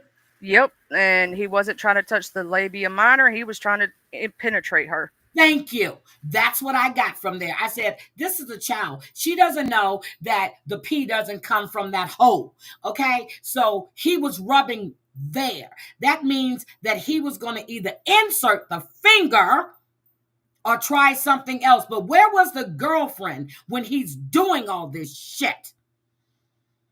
Yeah, because you know that took a minute. That wasn't just, you know, and like 2 seconds. How would he explain the child standing there with no clothes on? Where is the girlfriend? All these people need to be in prison. I'm just saying. All of them. Hi, Deborah. Your Honor, in a motion to quash, this is the highest deference to the reviewing magistrate in this case. It requires an abuse of discretion, which is most deference to the district court. His children. Penetration requires any sort of intrusion, however slight. And we use the term genital opening rather than vagina, so that penetration of that labia majora is sufficient to establish penetration. He's fantasizing right now. In the first degree. Sick ass. Look at his face. Zoom in on it. Yeah, he'll peek at the camera in a minute too. The defendant rubbed her on her bottom part where Little the pee fucker. comes out. When we think about basic Just anatomy, we know that pee or urine for women comes through the urethral opening. There's a lot of biological anatomy down there. But we know that the urethral opening is an internal structure that's beyond. See, that's when I was sitting there going. So before I even heard this part, I was like, your pee don't come from that hole. Your pee comes from your, and oh my God, this is a child. She doesn't know. She's thinking she's peeing from her genital open. You know what I mean? Because technically it's at the top of the genital opening, and so kids, that's what they think. That's their pee-pee hole for them. That's not a place to put things. You know what I'm saying? Yes. So that's what she means by that, because she is a child. Thank you. Both the labia majora and the labia minora. So when this complaining witness testifies that he rubbed her bottom part where the pee comes out, she's referring to an internal structure. Thank you. By penetration. Thank you. The examining magistrate also found that, in her ruling, that for a woman to urinate, it's not on the outside of her labia. That's an internal. That would be beyond that. And so she found that it was a question of fact. I don't believe that there's any abuse of discretion by that. That's true, Wendy. One of my friends 10 years ago, well, no, her daughter is like 29 now, was telling, I said, you do know that you don't pee from there, right? And she started laughing. I said, that's where I explained it to her. I said, it's a little dicky. You remove the two little flaps, move them back, and that's where you pee from. And she was laughing. She goes, I know. This is a grown-ass woman that didn't know that. So you're absolutely right. And I believe that there's satisfactory testimony, at least to a probable cause standard, for that. Look at him. Look at him.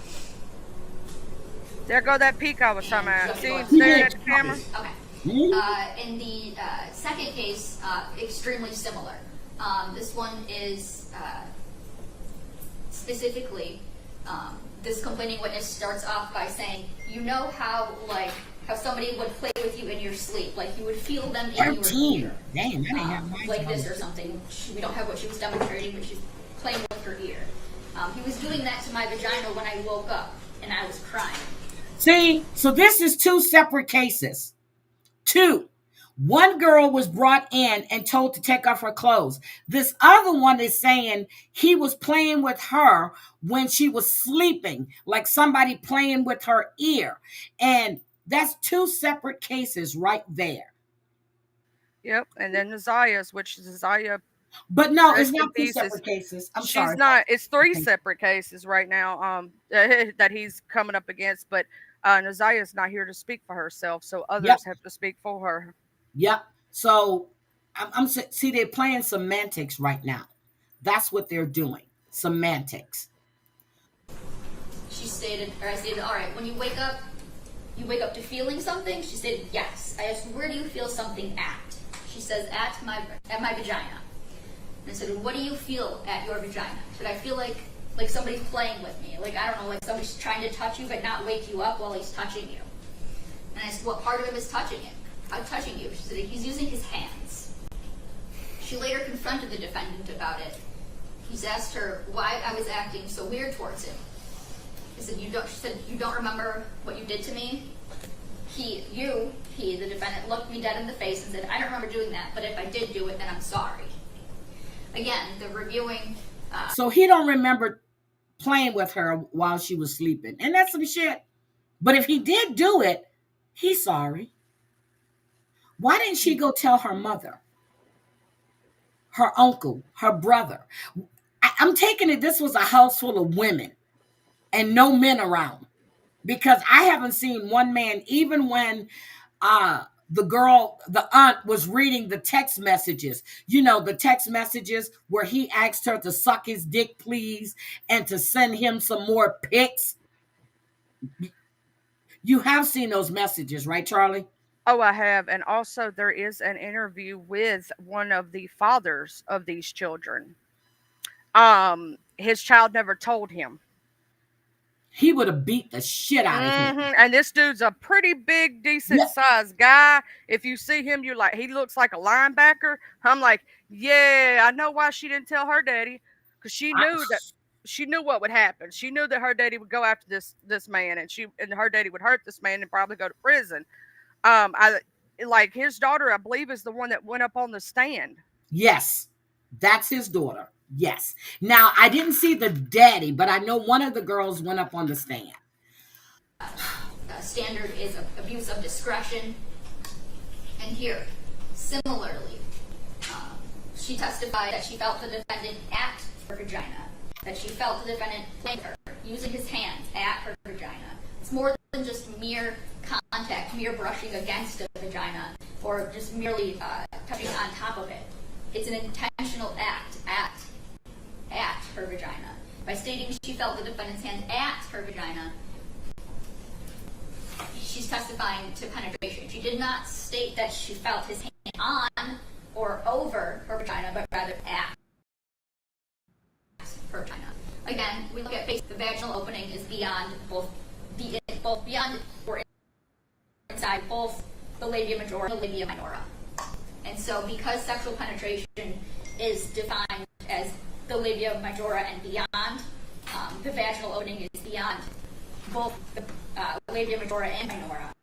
And so by stating that she felt the defendant's hands at her vagina playing with her, she testified to penetration. And I believe that there is satisfactory testimony on the record to satisfy that to the probable cause standard, which is, again, probable cause standard is the lowest standard, and abuse of discretion is the highest deference to the magistrate.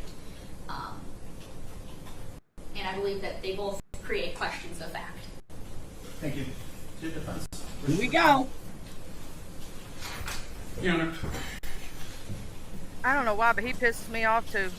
in all seriousness, He said in all seriousness. He said in all seriousness. she's giving far more biology of the human anatomy than was ever put on the record at the preliminary examination. All we had at the preliminary examination they were touched at the area. We have young ladies who, although at the time this happened, may have been too young to describe the actual part. At the time of the preliminary examination, surely they could have said, he touched me on the inside. He forced my penis. They're still too young. He touched. They babies. Ooh, this man's pissing me off. Ooh, Jesus, I gotta walk away for a second. Go ahead, girl. Me on the inside. And in either case, was that testimony ascertained, that testimony was given, that question was asked by either people. So here, all we have is hyperbole. This is what the complaining witnesses must have meant when they said that. I think that is a far reach, and I think surely that is an abuse of discretion to just simply say they must have meant there was interaction. That is an element the prosecution has to prove in each and every case when they charge a CSD in the first degree. In neither case was that proven, was that ascertained. We just have speculation, and to put those charges in front of a jury would simply be wrong, Your Honor. So we're asking you to deny to grant both motions to quash. Thank you. Do you wish to respond? Judge, I would just reiterate what he is already saying. I think in my case in particular, there's this emphasis on the word at. There's just it's not realistic to say that that's what at means. This comparison between at and over is really not what plain meaning tells us about the word at. At is very different from inside, all of what Mr. Reagan's really just emphasized. So again, I would object that this should be discussed. Wendy, exactly. As long as he didn't put his finger in, as long as he didn't put his dick in, it's okay if he was touching them. That's basically what they're trying to say. It's normal. It's normal. All right, well, on a motion to quash, and here there's two motions to quash that have been filed by defense. The court has to review this judge isn't having abuse of discretion, which has already been pointed out. The abuse of discretion standard is a high burden. And defense here, through their written and oral arguments today, have challenged the sufficiency of the evidence presented on the bind-over of the respective counts of criminal sexual conduct in the first degree regarding the issue of penetration. So the court has had an opportunity to listen to the respective arguments from the attorneys here today. I've also had an opportunity to review the lower court record, and namely the transcripts. And of course, the prosecution at the preliminary examination has the burden to show competent evidence that probable cause exists on each of the elements of the charged offenses. So here, looking at pertinent portions of the transcript, I'll start with the case where PB is the alleged complainant. There's a few pertinent portions of that examination transcript, starting on page 58. And it notes line 20, her answer to a question, he touched my private part where I used the bathroom. Question, okay, and when you use the bathroom, what comes out? Answer, urine. Question, urine, okay, tell me about what part of him touches you there. Answer, his hand. Question, on the following page, okay, what does his hand do when he touches you there? Answer, he rubs my private part with his hands. Question, okay, was this, so when he's rubbing your private part with his hands, is this on the top part? Answer, the bottom. Question, the bottom part? The bottom part, where the vaginal opening is. The bottom part. Answer, yes. Question, okay, and is that would be where the pee comes out? Answer, yes. They don't know if the pee comes out there. They have no idea. No, Patti isn't the judge. With regard to the file where the alleged complainant is AD, directing the attorney's attention to the pertinent do look like him, though. He does. I just looked when she said that. 3, line 14. This would be multiple paragraphs into her respective answer, reading, and you know how you like how somebody would play with you in your sleep, like you would feel them. And I think the pertinent part of this answer that's relevant to this determination is the next 3 words. And again, it's like you would feel them, quote, in your ear, like this or something. He was doing that to my vagina when I woke up, and I was crying. So he was touching her, she said, like somebody's playing with you in your ear. That was the key part, he said. That was in the ear. In the vagina, in the area, in the vagina. You see, they want to play semantics with the top and the bottom. That judge isn't stupid. Miss Hathaway's son is smart. Okay. All right. Next page 84. Question, okay, where were you sleeping? Answer, I was sleeping in the bed with him. Question, you were sleeping in the bed with your dad? Answer, yes. With your dad? Page 85. With your dad. His own daughter. With your dad. That's Shannon's daughter right there that came forward. And the other child is another cousin, and they've had another one that testified that she said no to him, but she watched him do to others. She watched him, and that's the one that was talking about Zariah. Yes. That's his daughter. Jesus Christ. The one that kills me is the one he got convicted of already. They gave that child an STD. Yep. So he did twice, a 3 and an 8-year-old he was convicted of, and then he came out of prison and went to live with Shannon and his 6 kids. And she let this man be alone with the kids and live with the kids. He wasn't even supposed to be there, because he was registered. Yeah. That woman needs to be in prison, and so does the grandmama. All them bitches need to go. Yep. His daughter. I didn't think people were going to catch that, so I had to stop. And where do you feel something at? Answer, my vagina. Question, what is it that you feel at your vagina? Answer, I feel like somebody playing with me. Like, I don't know, like somebody like trying to touch you, but trying not to wake you up while I'm touching you. Question, okay, do you know what part of him he is using to touch you? Answer, he's using his hands. So sexual penetration is defined, and that's defined under 750520AR, sexual intercourse, cunnilingus, fellatio, anal intercourse, or any other intrusion, however slight. Intrusion. He was touching her with his hands. So he's reading what the definition is. Of a person's body or of any object into the genital or anal openings of another person's body. Anal openings or vagina openings. Semen is not required. And here, based upon my review of the lower court's record and testimony utilized in making the binding over decision, I think based upon the testimony that I just read in the record verbatim, the examining judge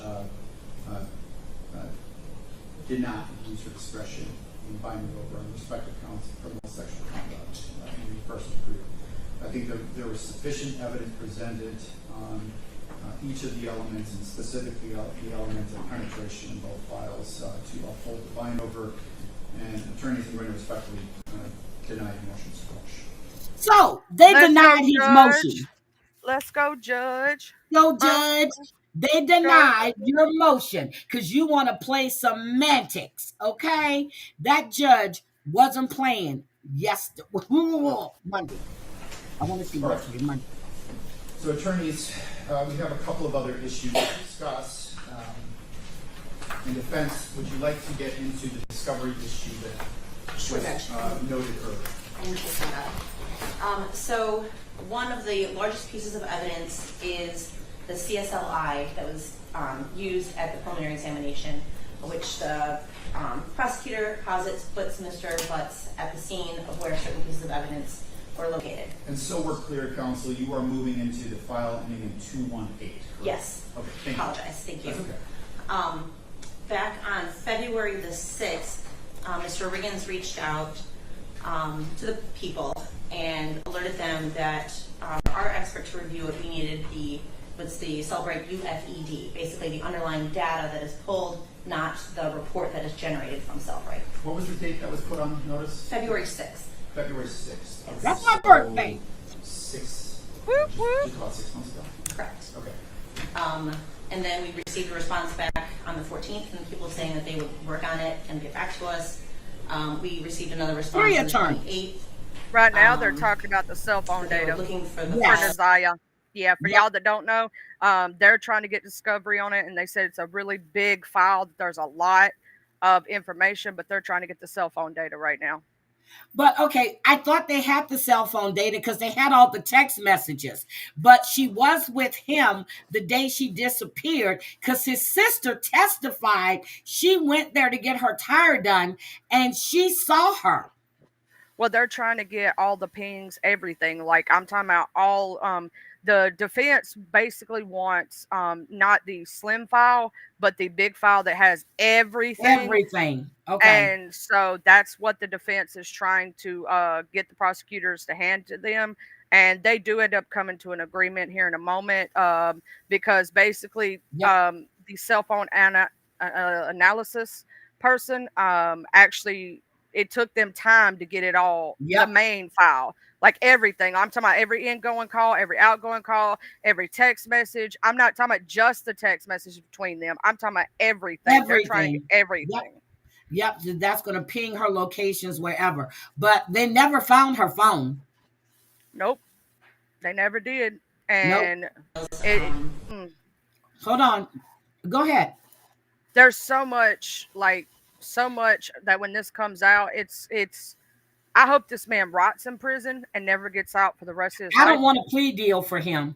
I don't either. Plea deal. I think, and they're banking on the fact that they never found her body. But I think when they start going through his locations and everything else, they're going to find her. I hope they do because that family deserves justice, especially ones who actually. There was a cousin there was actual family members of her that actually cared about her and Yep. tried to do something, tried to. Right. That was the cousin that contacted CPS, or was that? And they Yeah. cut them off from being able to see her. Yep. Everyone that tried in the family that actually gave a damn and tried to do something, they cut them off from seeing her. Yep. Yep. So you can't tell me the grandmother didn't know. The grandma, I don't care. The auntie, I don't care. The other auntie, I don't care. Because all of them were in on this stuff. Because they knew what he was. They knew. They knew. I would, girl. If my uncle or even a brother of mine went to jail for something like this, you think I would have him around any of my children or my aunts that, or my nieces and nephews? Are you crazy? No. I don't care who you are. You could be my brother, my sister, my cousin, my auntie, my grandmama, my grandpa. I don't care if you were accused and prosecuted, convicted, and you came out as an offender. I don't care. You're not going to be around my kid whatsoever. Well, even if you were just accused, if somebody's accusing you of that, yeah, okay. Yeah, I ain't gonna trust you. I ain't gonna trust you if you're accused, but I'm really not gonna trust you if you've been convicted. But if you're accused, I'm looking at you sideways. You ain't gonna be along with my kid or no kid for that matter. I'm like, no, man, And everybody knows that every family has that one weird uncle or one weird cousin that nobody lets the kids go around. Everybody has one of those in their family. Yep. Why in the world, if you knew this man really had convictions for here's the thing, wasn't even a 17 or 18-year-old, and let's say they lied about their age.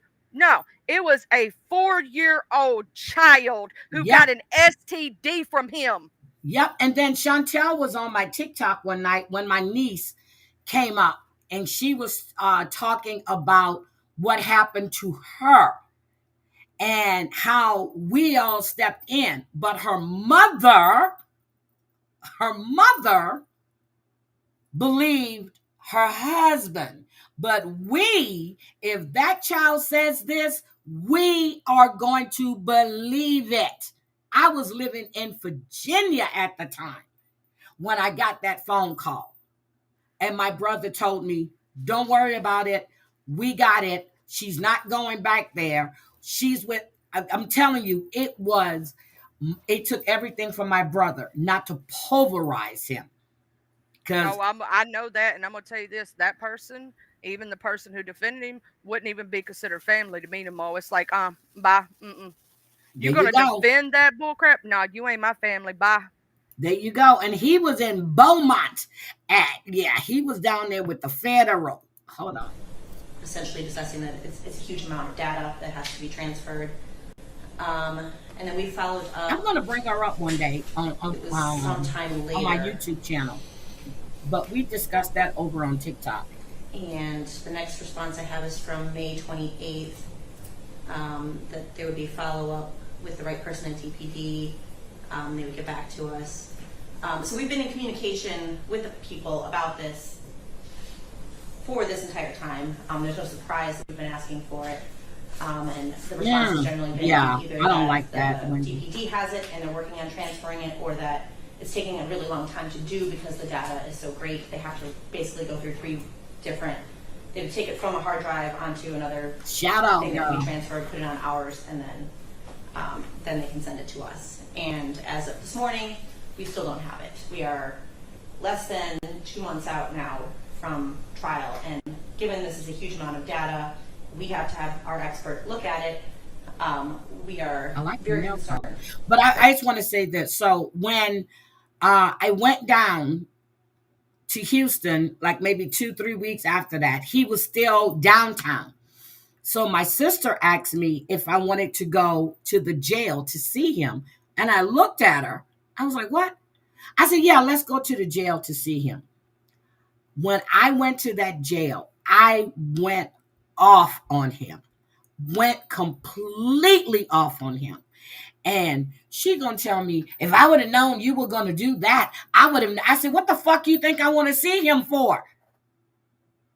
And then he took a plea because he didn't want to put her through, meaning my niece, through this. And the only thing he did was he kept playing with her breast. And no. He took a plea. He took a plea because he didn't want to put my mother through that, or my niece, or no, he didn't want to be seen in court and my brother beat the fuck out of him. That's what he didn't want. Oh, Lord. We don't have it yet. Understood. I'm So telling we you. have trial set in that file. I've got it set for October 6th. He told her teacher. We're just north of 2 months by my math. So, Mr. Makepeace, did you wish to respond from the people's perspective? Why has this taken so long when it was put on your notice 6 months ago? Yes, Judge. No, and I'm not disputing the dates or the emails that Ms. Quick I don't see nobody referenced from and the Jarvis's responses. family in there. There was Do a you? period of time where we had I didn't. because it is an unusual request for the underlying I think they all file. know he's they a sick do, puppy. for the record, are in receipt of the But cell his phone. sister was at a couple of these preliminary hearings. Because she testified about seeing she testified about seeing Zariah at the auto body shop. Yeah, But I Zariah. haven't seen her since. Yeah, I think that they testified because they saw her. I think some of his family, in my opinion, I would not be cool with my brother again if I knew he had touched a 4-year-old child and gave them an STD. Like, here's the thing: false accusations do happen. I'm not going to say that That's doesn't true. happen. They do.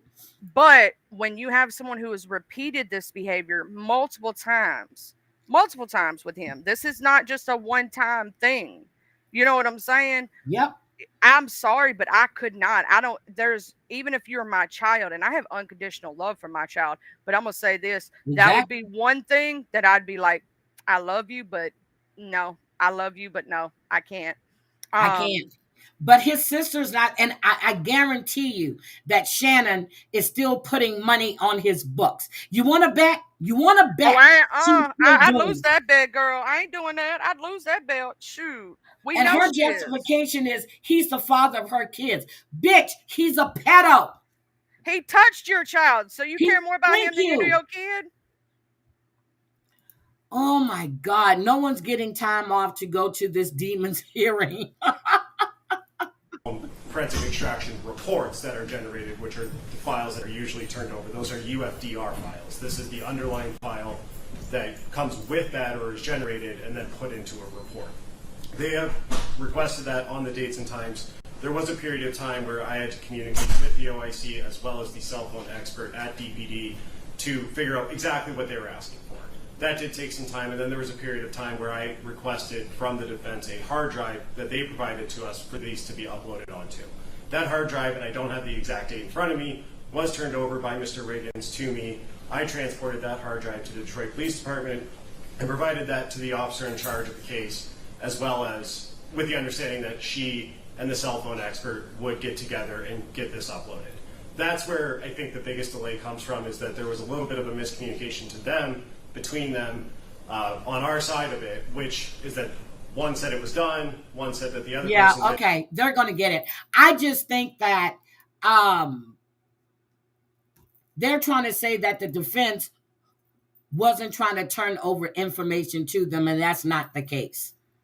No, it was just such a large file that it took them longer. And he gave, if you listen to the end of that, he gave the CD or whatnot, or DVD, to a person to give to the defense, and that didn't happen. So he said, you know what? I'll go get it myself, and I'll bring it to you personally.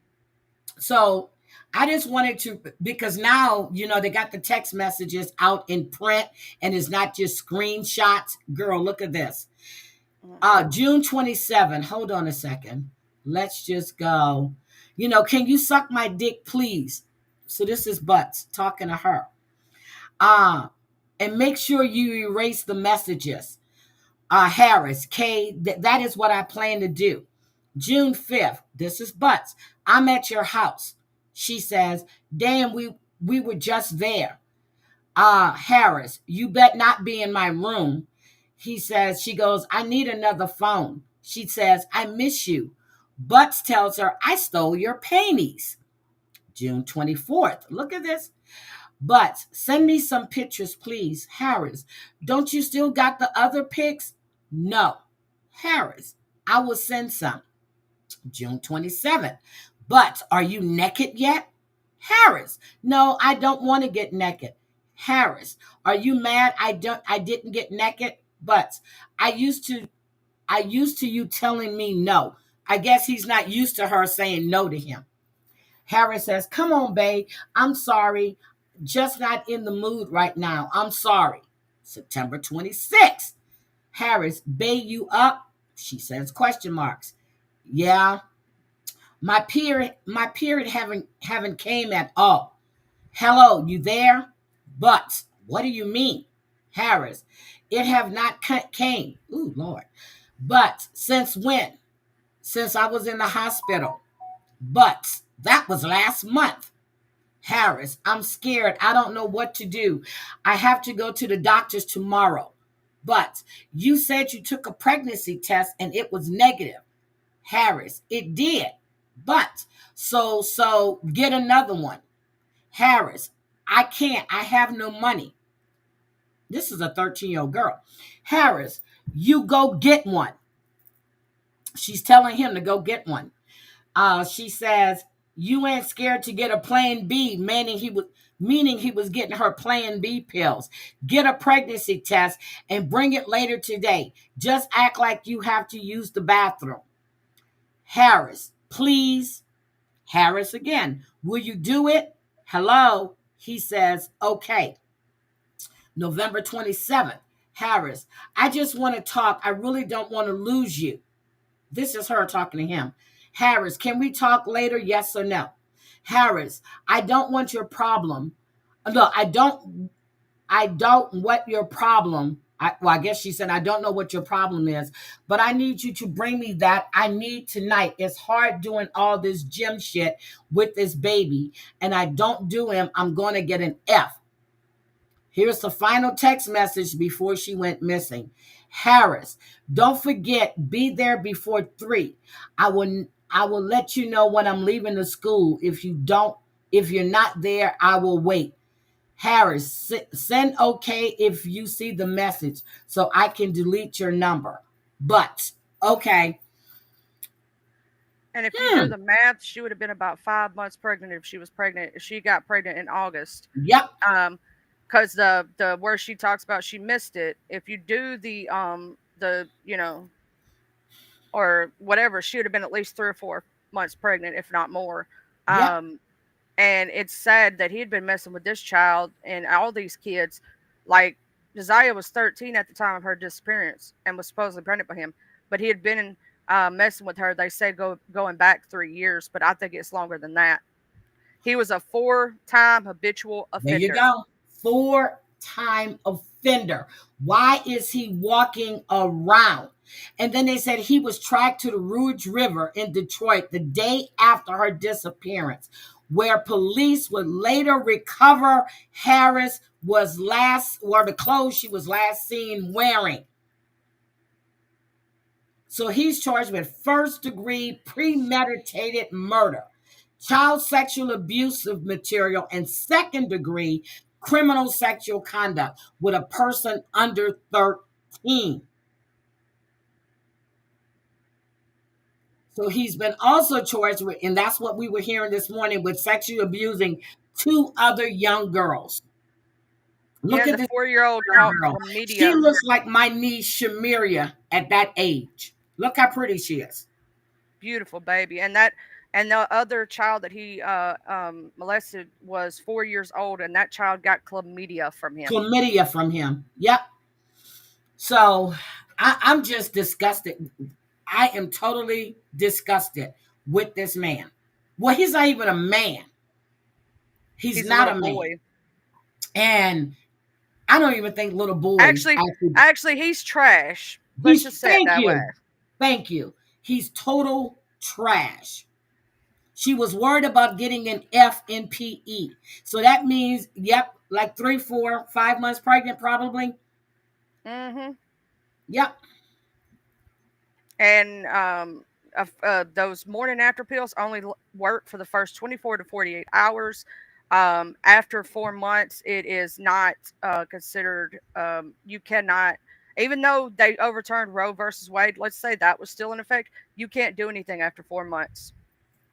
I'm telling So you, it's just she would have had to had disgusting. that baby. Yep, it's just disgusting. And you can't tell me her grandparents and didn't see she was pregnant. Her grandmother. Come on, girl. You can't tell me she didn't know that girl was pregnant. Can't You can't tell tell me me. that. Can't tell me that. So again, that was yeah, it's crazy. But Miss Parker is covering this, and she's she's got all them damn transcripts. And I used to go to Script and pull transcripts and court documents and stuff, and put them up.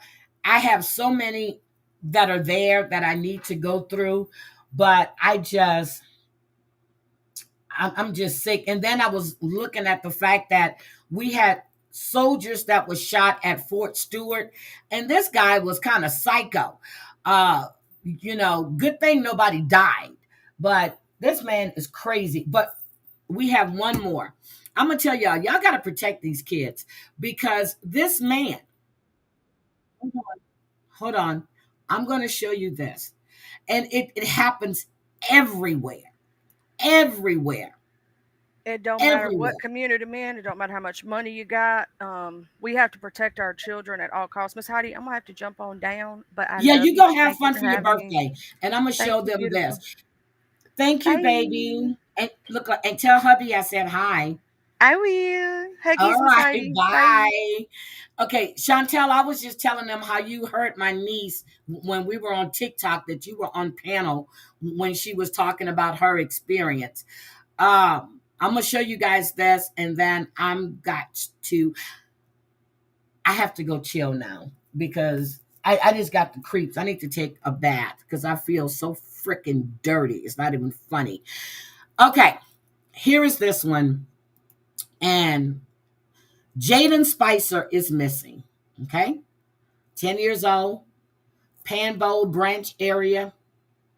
Stay away. So this is in Kentucky. A Western Kentucky man is facing charges for trying to get sexual images from a 13-year-old here in Fayette County. According to a criminal complaint, the victim's mother called police saying her daughter sent the pictures to 19-year-old Thomas Barrett. Look at him. Look at his eyes. What is wrong with his eyes? The victim told police she had been messaging with Barrett for 2 weeks before he asked for nude photographs. Police say Barrett sent the victim sexual images as well. Barrett is due in court next Thursday and is being held on a $10,000 bond. So that was that one. So you had a man that was asking for pictures. This shit is crazy. Oh my God. Okay. Let me just show you guys. Okay. Yeah, I do feel dirty. But can I show you guys? I haven't talked about Lisa in quite some time, right? So Lisa says that her boyfriend pays $1,500 in rent. Okay. What Lisa forgot to mention is that not only is she lying, but that he gets food stamps. She came on the other day. She was nodding so hard, and I need to find it real quick. She couldn't keep her eyes open. I don't know what the blank stare. I have no idea. She could not keep her eyes open. And she's up there, and then she starts doing a little song. And I'm like, what the fuck is wrong with her? But let's see. I think it's this one. Yep, hold on. No, it's not. Wait a minute. Rocking and nodding. Hold on. Wait a minute. Where is she? I just pulled it up. Hold on. Why did it do that? It goes away. Chantel, why is it? Hold on. Let me go to Mickey Mouse. It goes away. Hold on. Let me go to Mickey Mouse. I want you guys to take a look at this woman. when she says that she's clean and sober. I saw this and I went, and these fools are still sending her money. They're still sending her money. Let me see. Where is the one with her rocking and nodding? Okay, Mickey Mouse doesn't have it. Yes, so Mickey Mouse don't have it. Okay, let's do this one. Why can't it keeps going away? So does that mean it was taken down? Because it keeps going away. I think it was taken down. I think it was taken down. No, I didn't see that yet, Chantel. I was trying to find the one where she was nodding. Nookie has it, and then when I went, you had it, but when I go to get it, it's not there. And I saw it, and I was like, if people don't realize this woman is strung out. Okay, hold on. I got it now. Hold on. I have it. Hold on. Let me share the screen. You tell me if this woman wants food.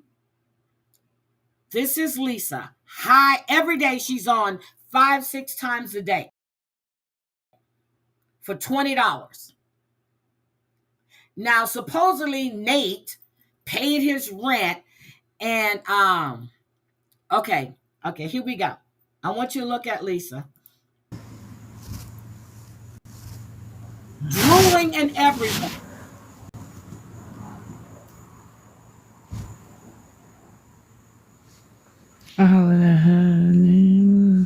Hey guys, hey.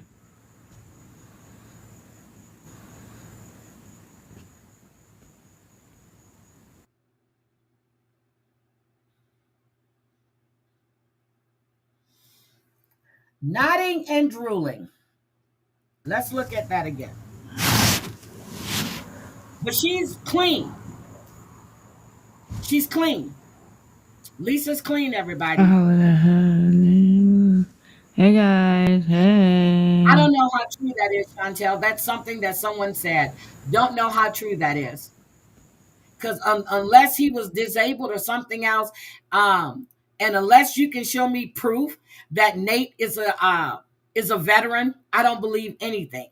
I don't believe anything. I don't believe anything that comes out of frauditor's mouth. I don't believe anything without proof. Show me where Nate was in the military. Show me. He should have it, because you always have your DD-214s. I told people you can go find them. His name is what? Nathan Lewis, Nathaniel Lewis, whatever. Show me the proof that Nate was a veteran. Just show me the proof. And if Nate is working, why doesn't Nate provide her with food?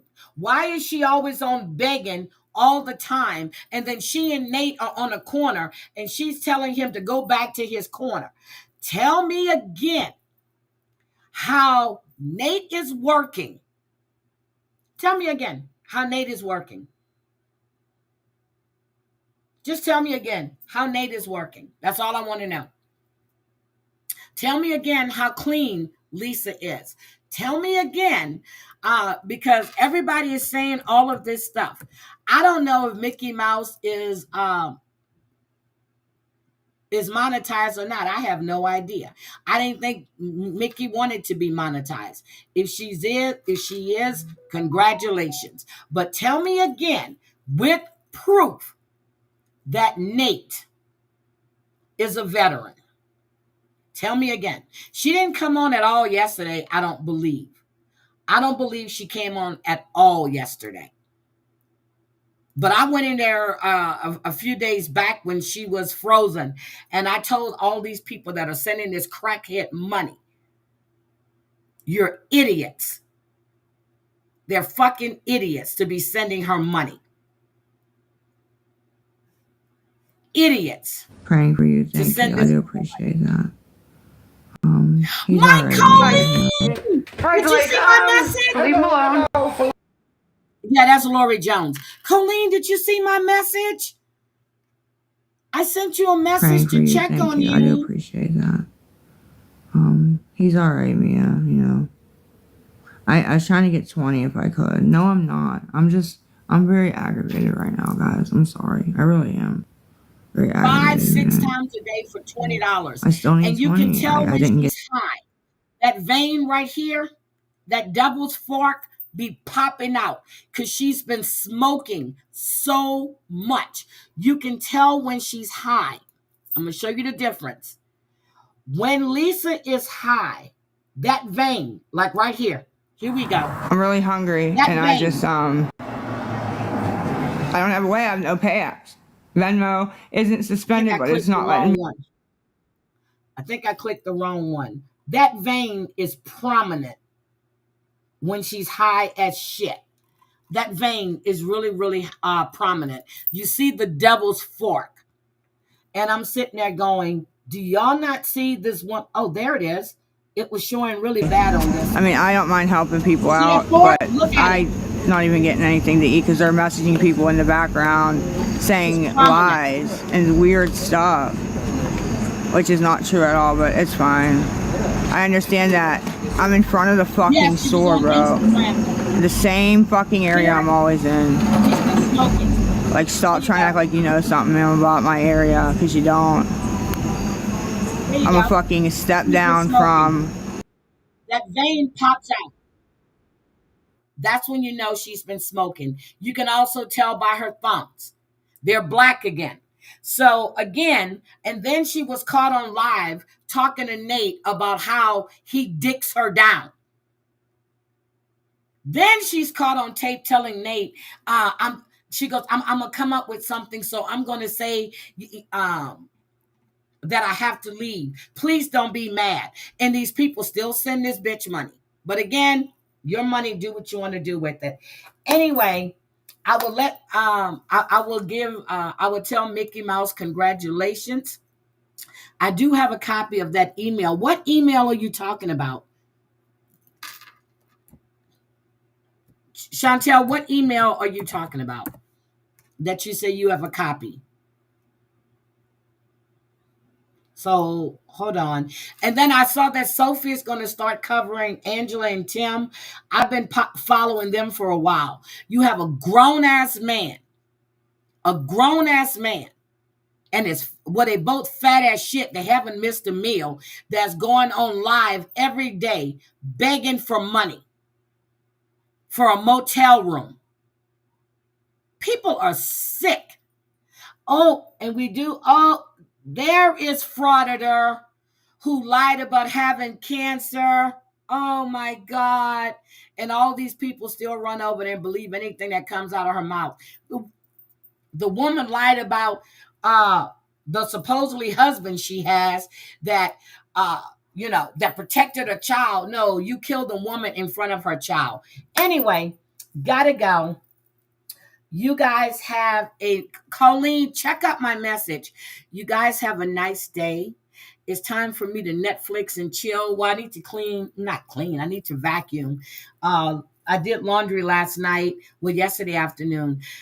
You guys have a beautiful Saturday. I will check you guys out later. Someone from Reddit sent Veterans Affair an email asking his name.